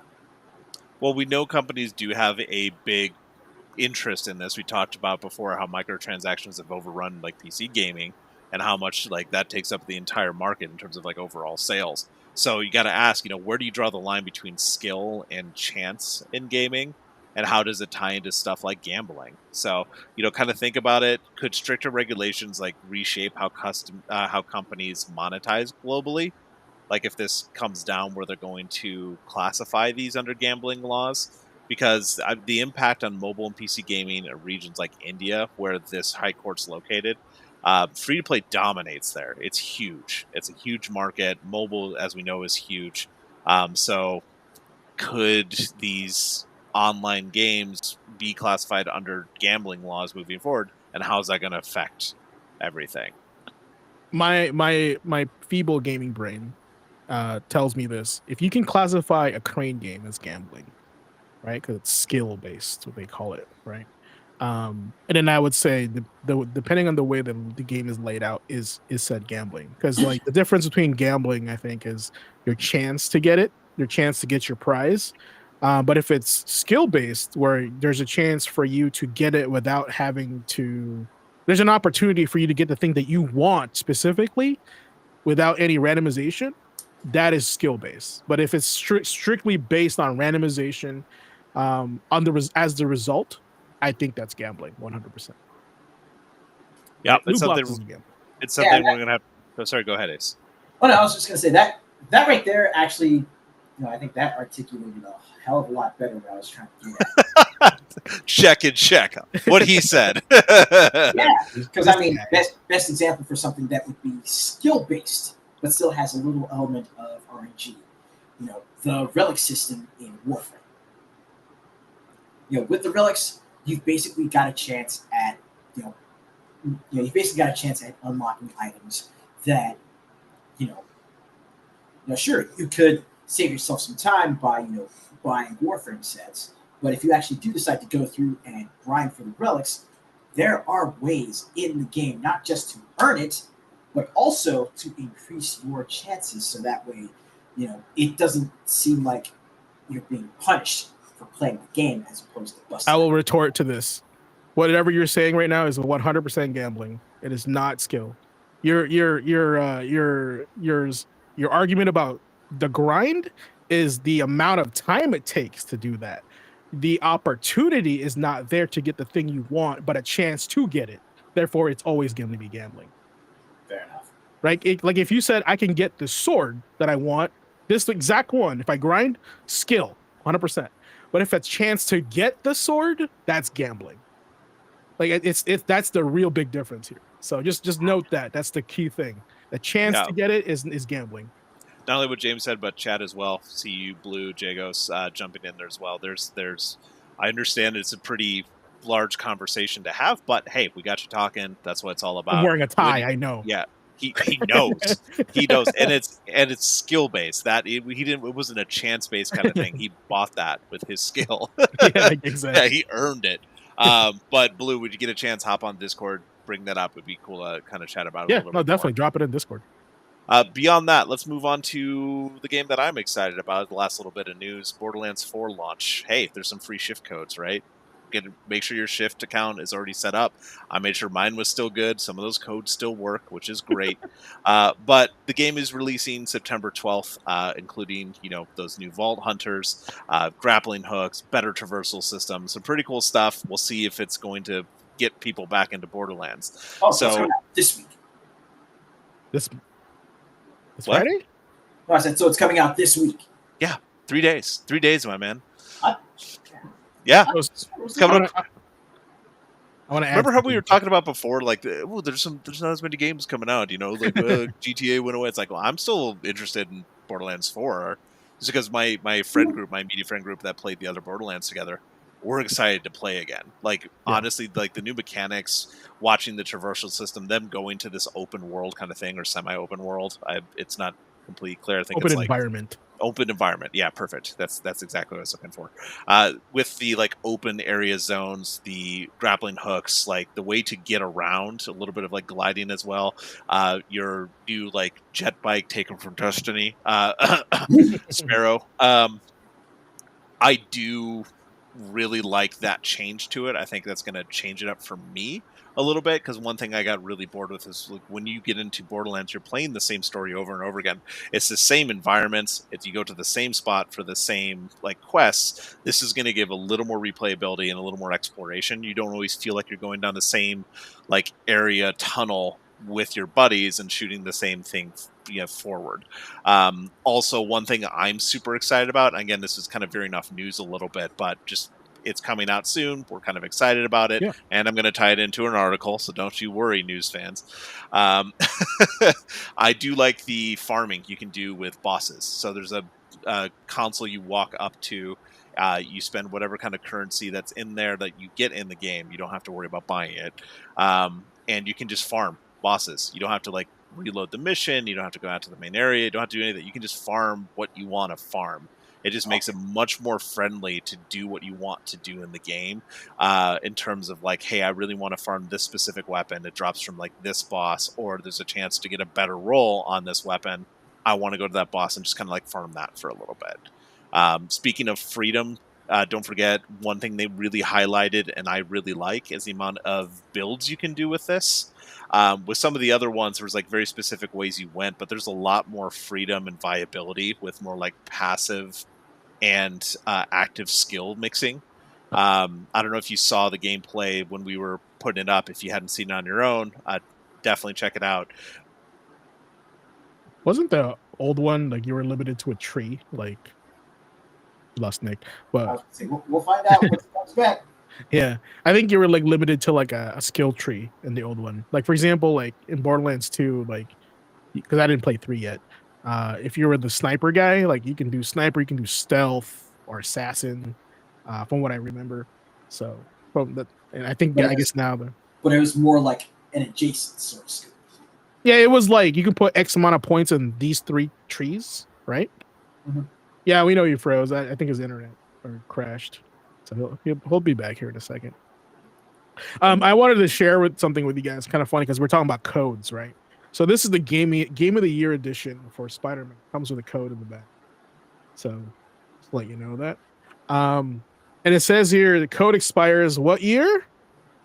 Can you guys see that? Yeah, let's focus. It says 2022 right there. Yeah. Expires in 2022. And guess what? The code still works. I used it already. So the expiration date's on the breaker lost power. The breaker blew. too much heat upstairs, too much tech upstairs. But yeah, the code for this actually still worked. I was kind of concerned. I was like, expired August 28, 2020. It's 3 years late, right? Still works. Don't think that they don't work. If they don't work, it's because someone had used it, but they always work. And I don't know why it says expiration code on there. It's stupid, but they still work. Kind of like your I think in the TMNT2 Nintendo game, there was a coupon for a free pizza at Pizza Hut. And someone still had someone redeemed that recently at a pizza. And someone was like, okay, I have to cut this up though, because you're redeeming it, right? Mm-hmm. So all right, the hackers got you. That was me blowing my breaker apparently. Okay. So that's awesome. Thank you for sticking around, everyone. What else did you talk about? I just talked about how expirations on codes don't matter. They still work. Yeah. So that was one thing I was going to bring up. Shift codes. If you are not familiar with it, I saw someone in chat again. I'm sorry, just everything shut off. You get a lot of keys for the end game loot to do the golden. Were you already talking about that? I can see you shaking your head. Cool. Well, a lot of in-game loot is how you get that. Also, cosmetics. It's some of the coolest cosmetics you can get with shift codes. From the events they did a PAX panel, for example, and they always do a shift code during that. Get a bunch of cool stuff with it. So definitely, if you don't know what that is, just Google shift code, and you can get set up with that if you haven't played a Borderlands game before. If you have, you definitely know what the shift codes are. At least I did. That's how you got all the stuff. But again, the other reason I kind of brought this up was just to think about which one was your favorite. I know a lot of people tend to call it Borderlands 2, but Borderlands 2, Borderlands 3, OG, even the Game of the Year edition, or maybe the Tales of. What is your favorite Borderlands games? Do you two have a favorite? In chat, do you have a favorite Borderlands? Is it going to be different than 2? And why is it 2? That's what he's asking. Mine's 2. That's all I gotta say. Mine is 2. Never played 3. I played pre-sequel. It's all right. I like 2 the most. Ace? 2, I tried on the 360, but at the time I just couldn't really get into it. Oh, fair enough. Man couldn't get into it. So I don't know if you have a favorite weapon. Mine is the sword explosion. It literally is a Torg weapon that shoots a sword that explodes into. Oh, you're a Torg guy. Okay. It's a Torg gun. Yeah, but that's amazing. It shoots a sword that explodes into smaller swords that explode. Like it's reverse gunblade. Pretty much. Yeah. Where you're shooting the gun. It's a Bunglade. perfect. Like Blue's calling out right here, Borderlands 2 is a total package for a lot of people. Some people didn't even play like the later DLCs. They did tie in a little more of the story. They gave a good send off to Scooter as well in the DLC. So if you haven't played through those, it's fun. Got to meet a lot of the crew who made that game. I've got a steelbook back here that's signed. Like I really, really, really got into Borderlands 2. Didn't have the money to like buy the Ultimate Vault Hunter edition because that was ridiculous. But the thought of like being able to have, I mean, part of me does, but I can't afford it. I've got a kid, man. Also for chat, while we're here talking about this next little article, let me know, drop it in. Who's your favorite Vault Hunter? Everyone's got a favorite, or at least one they put more time into. So if you don't have a favorite, let me know where you put most of your time. So what I have for you is a article that has kind of made the rounds lately. It's not anything super crazy, but it's kind of a cool throwback to what came before. So when I was working at GameStop, we used to have to, and a lot of people who have worked there have gone there, know that we had to hawk Game Informers pretty aggressively. Hook them, get them out there, get that subscription fee. One of my favorites was this one, which was the original Borderlands announcement and the realistic artwork that it had. So some people may not know this, but the original plan for Borderlands was this more realistic art style. So Game Informer did drop this article that kind of talks about the behind the scenes story. James, if you don't mind throwing that in the chat if people want to check it out. But this dropped, all the way back in 2007. And it's crazy to think if you've never seen this, knowing where Borderlands came from. But the article just kind of talks a little bit about Gearbox getting down to the wire with an alpha build milestone and then realizing that their game's just not clicking. I mean, how many times have we talked about this with game development where they've got to make this massive change and they don't know if their publisher is going to okay it. So it's a really cool behind the scenes thing where you can kind of take a look and they're telling you like this game doesn't feel right. We feel like it has something, but it doesn't feel right. Now, obviously, we know the game came out and we've seen the expanse, everything that's come out of it, even like the Tiny Tina Wonderland. Like they know when something's hot, they're gonna like lean into it, just because they want to give people what they want, which is say what you will about your experience with Gearbox and some of the games that have come out, but give them credit for that. They'll find what people like and they really lean into it.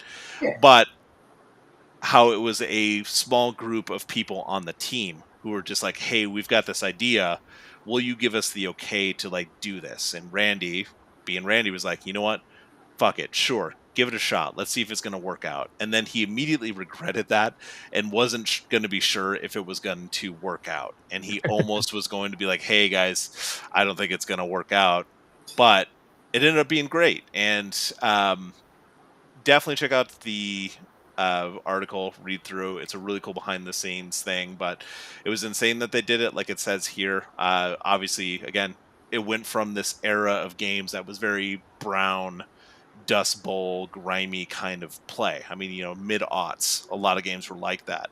And this game was coming out all alongside all these other games that were doing the same like color palettes. How do you differentiate yourself? Think about that if you're getting into game dev, be aware of that kind of stuff, get that kind of feedback from people. One video that I did, I just want to show you the first little bit, but the original prototype trailer for this, very different vibe just looking at this. Yeah, 100%. That doesn't even I don't even think that's Borderlands if you showed that to me.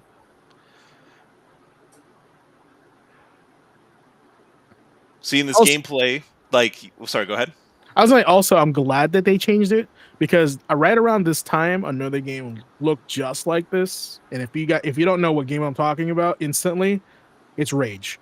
Right? So I'm glad it was able to set itself apart out of the sepia color scheme, because Resident Evil 4 was really heavy on that. Like, just everything's so brown, so I'm glad they made it more colorful and it had its own identity. So yeah, right, good choice.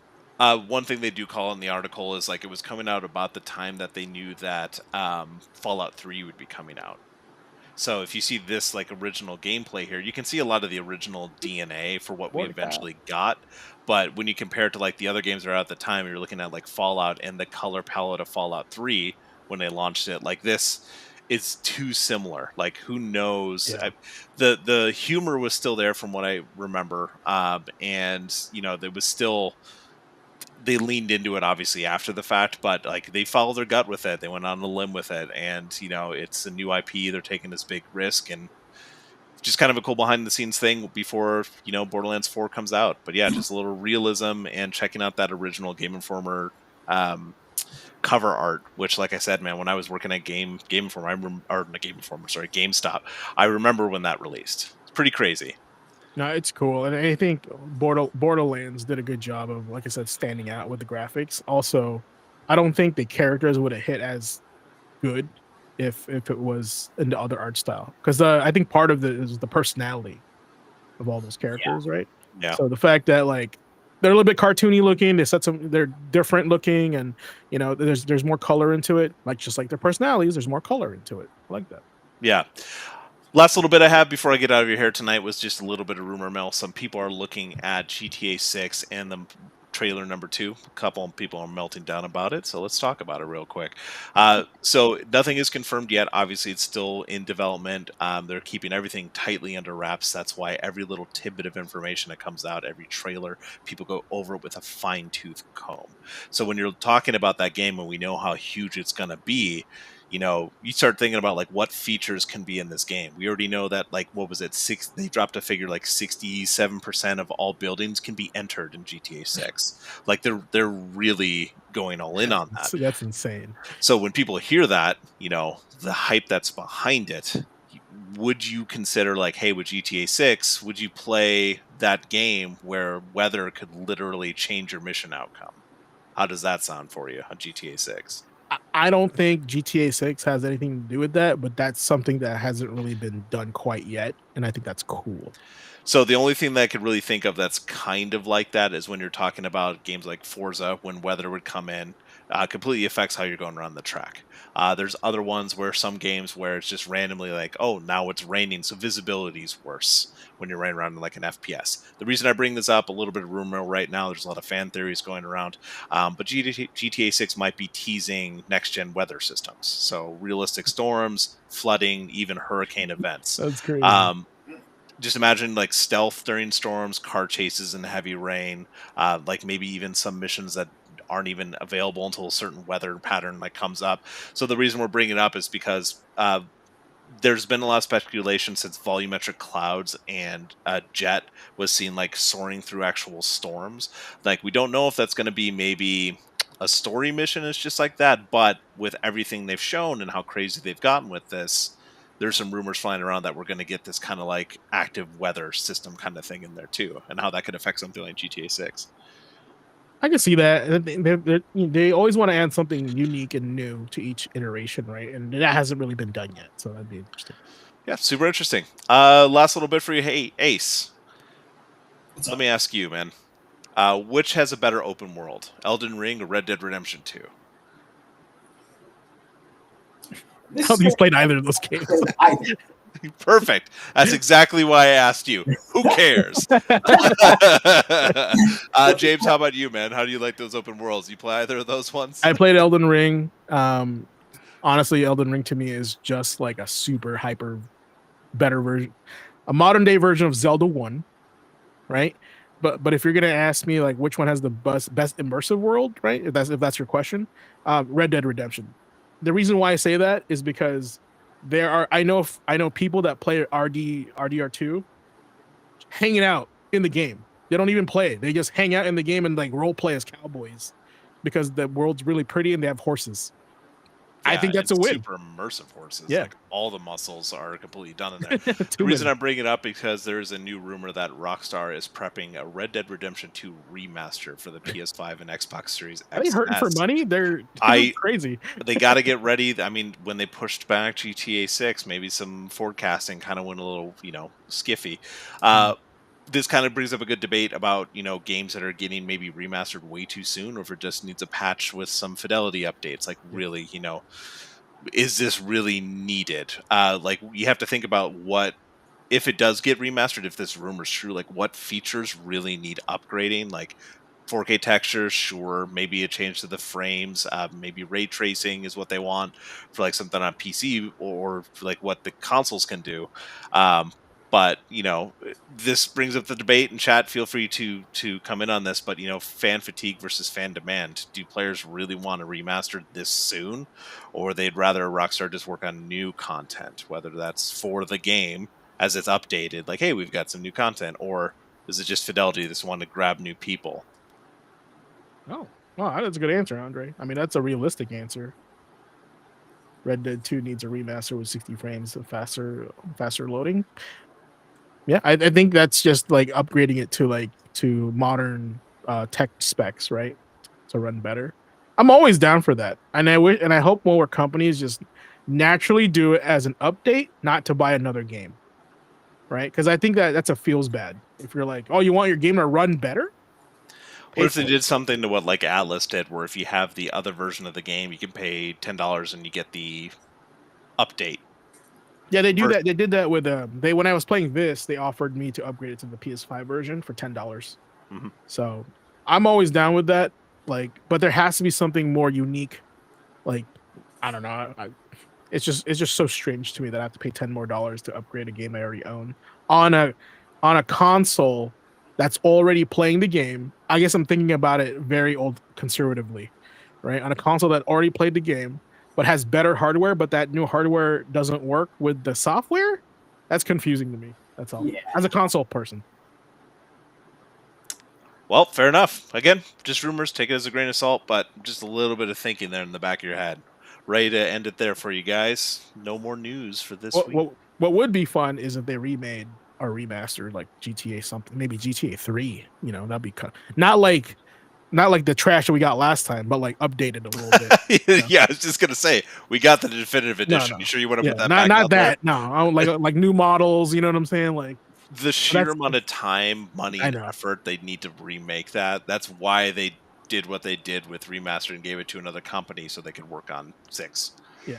No, and I totally get that. Or Red Dead and then 6. I'm just shocked. They're just like, we need more money now, so let's make this thing. Yeah, whether or not we really feel that like fills a gap till GTA 6, like if it's just a rumor, if it's still in development, kind of thing, when are they going to release it? Like holiday season? I don't know. I've already played Red Dead. It's great. I don't think I really personally need another remaster of that right now. Now with so many other games that I have, and like you said, the people that are like really hardcore into this, and like role play and like still play it, they're playing it already. They don't really need that update. Yeah, and I feel like if you're that's me answering like for them. Obviously, I don't mean to speak for that community. Sure. If they really want an HD update, then hey, that could be a thing. I just have a feeling like if you're RPing in that game, like you're not gonna care. Like I only really use it for that, unless you're like super into it. Like I want it to look perfect. But yeah, I guess there's still a market for it out there. If you're a fan, you're a fan. Especially, I think there's been a drought. All right. We're getting close to the end here. Ace is falling asleep, so it's all good. He tired. I was too until my power went out, and I was like, I'm awake. He tired. I'm not sleepy because I'm wearing a very skin tight suit, so it's okay. That helps you stay awake. It helps me stay awake. I'm like, man, I'm uncomfortable. I've been doing it wrong this whole time. yeah, tighter, not tighter, not looser. Yeah, exactly. Pro tip chat. Pro tip chat. Now, I was trying to find some cool song for the final boss, but let me introduce you to the new intro to the final boss. Here we go.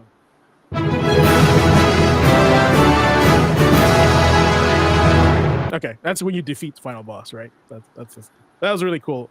Fanfare. That, or what you should do is find boss battle music from different video games and play it on a lower level through your monologue. That's true. I was trying to do like the battles never end in Final Fantasy VII, right? But I feel like everybody does that. Chat, what we got here, especially Blue, because I know they've got opinions. What is your favorite boss battle music? I mean, mine is easy. It's never going to change. It's One Winged Angel, of course. It's pretty good. All right. Anyway, today's as you guys are chatting about that, like Storm Eagle's pretty good for sure.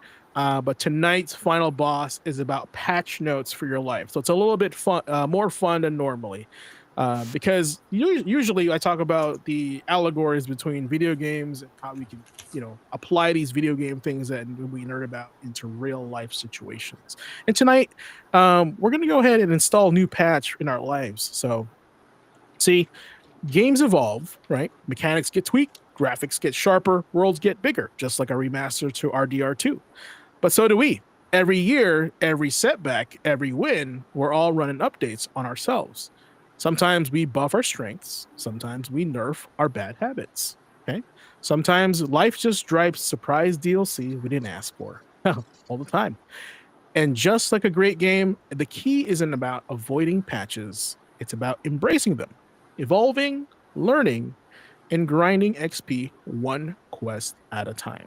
So tonight, guys, I've actually composed a patch note list for us here on the show and also for chat. So get ready. Well, here we go. All right, first things first, let me pull up my sheet here. Great. So this is the Gamer Quotient Gaming Academy 2025 Life Patch Notes version 48, the level up update. All right, first things first on the list, buffs. You guys play fighting games, every character gets a buff. I myself get a plus 15 to creativity. Yeah, pat me on the back there. Plus 10 to consistency. Add more frames to my animations. And a new passive ability unlocked. Always streaming, never sleeping. That's my achievement for myself there. So write that down, chat. Now, for Ace here, man, I think the fans were paying attention. That's great. I love that because he gets a plus 20 spear damage from his Dynasty Warriors patch synergy that we saw in there. Also, a new active skill, Tip Mastery, Techno Tactical Precision, because he's been doing attack for the longest time. Now, what do we got for Nick, our tragically elite gamer over here? Wow, it's a pretty big buff. He gets a plus 30 to data mining. All right, that's a big one. And he also unlocked the Daddy Duty perk, temporarily AFK, but IRL. So there you go. It's a good one. Is that duty with a U or double O? Oh, it's UTY. UTY. All right, and you guys, the students of the show, you guys get a massive buff because you guys are always here hanging out. We appreciate that. Plus 100 to patience. That's a pretty good buff. All right. And then with that, a little bit of plus 50 to curiosity. Keep on coming. There's more. And you guys get a passive XP gained doubled just for tuning in. So, hey, you guys get a XP buff for just hanging out. Right? Lamau. Yeah, that's right. All right, here's some nerfs though. You guys are getting eaten good, but you can't be too busted, right? Can't be high tier, right? We gotta balance the game out here at the academy. So the nerfs are procrastination damage reduced by 40%. Can't procrastinate. You gotta do it now. Do it soon. Do it now. Now here's one that's gonna be tough for a lot, including myself, and I think this was necessary. Doom scrolling cooldown increased. Forced to touch grass IRL it was added to the patch notes. So go out there and touch grass, guys. Stop doom scrolling. Now here's the thing that was a big addition to the final boss, and I think that this you guys contributed this a lot. Was the nerf to compare yourself to others? Debuff removed entirely from all builds. There you go. That's pretty good. Pretty good. All right.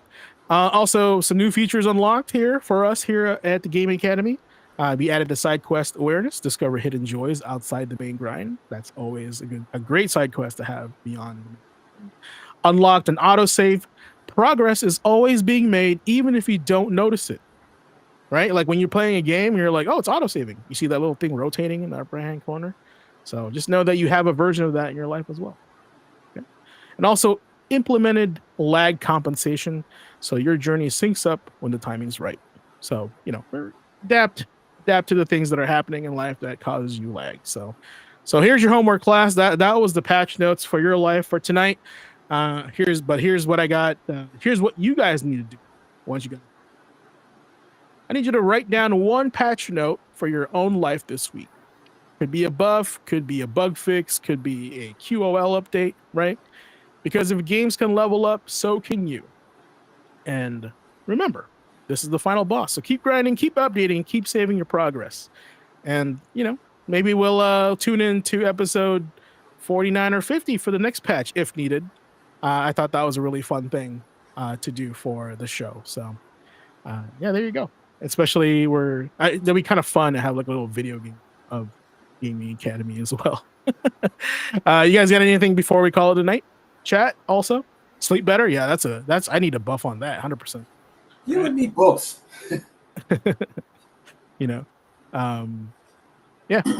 Any last moments of wisdom? Well, honestly, I mean, look, if Astria Ascending and Chained Echoes has taught, especially me, anything, it's to always keep your ear to the street. Always keep an eye out for something that you might have been, something that you might have taken note of a while back, but kind of faded back in the back of your mind. Dig into the backlog a little bit. Check out some of the stuff that you took notice of in one day, but didn't get the chance to get around to. And get around to it. Who knows? You might find a new favorite. Yeah, take it from our man on the streets. If I can play a game that came out in 2018, in 2025 with an expired DLC code, so can you. And like it. So, hey, my thing is always better late than never. We always say here, do it sooner than later, but if that's too tough for you, and that's okay, because you can level that up as well, that stat in your life, better late than never. Just make sure you just get it done eventually, then never do it at all. So that's my my 2 cents for the night, or my 2 bits video game terminology for the evening. But yeah, Nick, got anything? No, just my bits to your bump. What you said at the end there, very, very important. All right. And then that's by the way, that's fun fact, that's 50 cents back in the old Western days. 2 bits, just let you know that. Random fact. Speaking of Red Dead. Yes, we're going to Red Dead. But yes, let's call that a wrap for Class 48 of Game Academy. We covered a lot today, from the Borderlands 4 issue, and then the Flame Fatale speedruns, to GTA 6 Storm speculation, and Ace's Hidden Gems, Chained Echoes, and Astria Ascending. 2 games that I actually also want to play, so he beat me to it. As you guys know, Indivisible's on my list, which he's already beaten, so it's pretty good. But remember, students, just like games we love, you are consistently evolving. Like tonight's final boss wasn't just about gaming; it was about embracing your own patch notes in your life. Buff your strengths, nerf your bad habits, install those life-changing QOL updates. Because every class, every episode, every day, that's all XP gain. Now, if you joined today's session, make sure you like, follow, subscribe on YouTube, smash that like button, all that crazy sweaty stuff they say all the time on YouTube, Twitch, and Facebook, so you never miss a lecture. And if you're listening on replay, drop your thoughts in the comments. Which of Ace picks are you most excited for? Chain Heroes, Astria Ascending. What kind of patch notes do you think you could add for your life? Remember to do your homework. And other than that, class dismissed, guys. Students, keep grinding, keep updating, keep saving your progress. And until next time, Headmaster is out here along with the crew. All right? I say that's a good mission complete.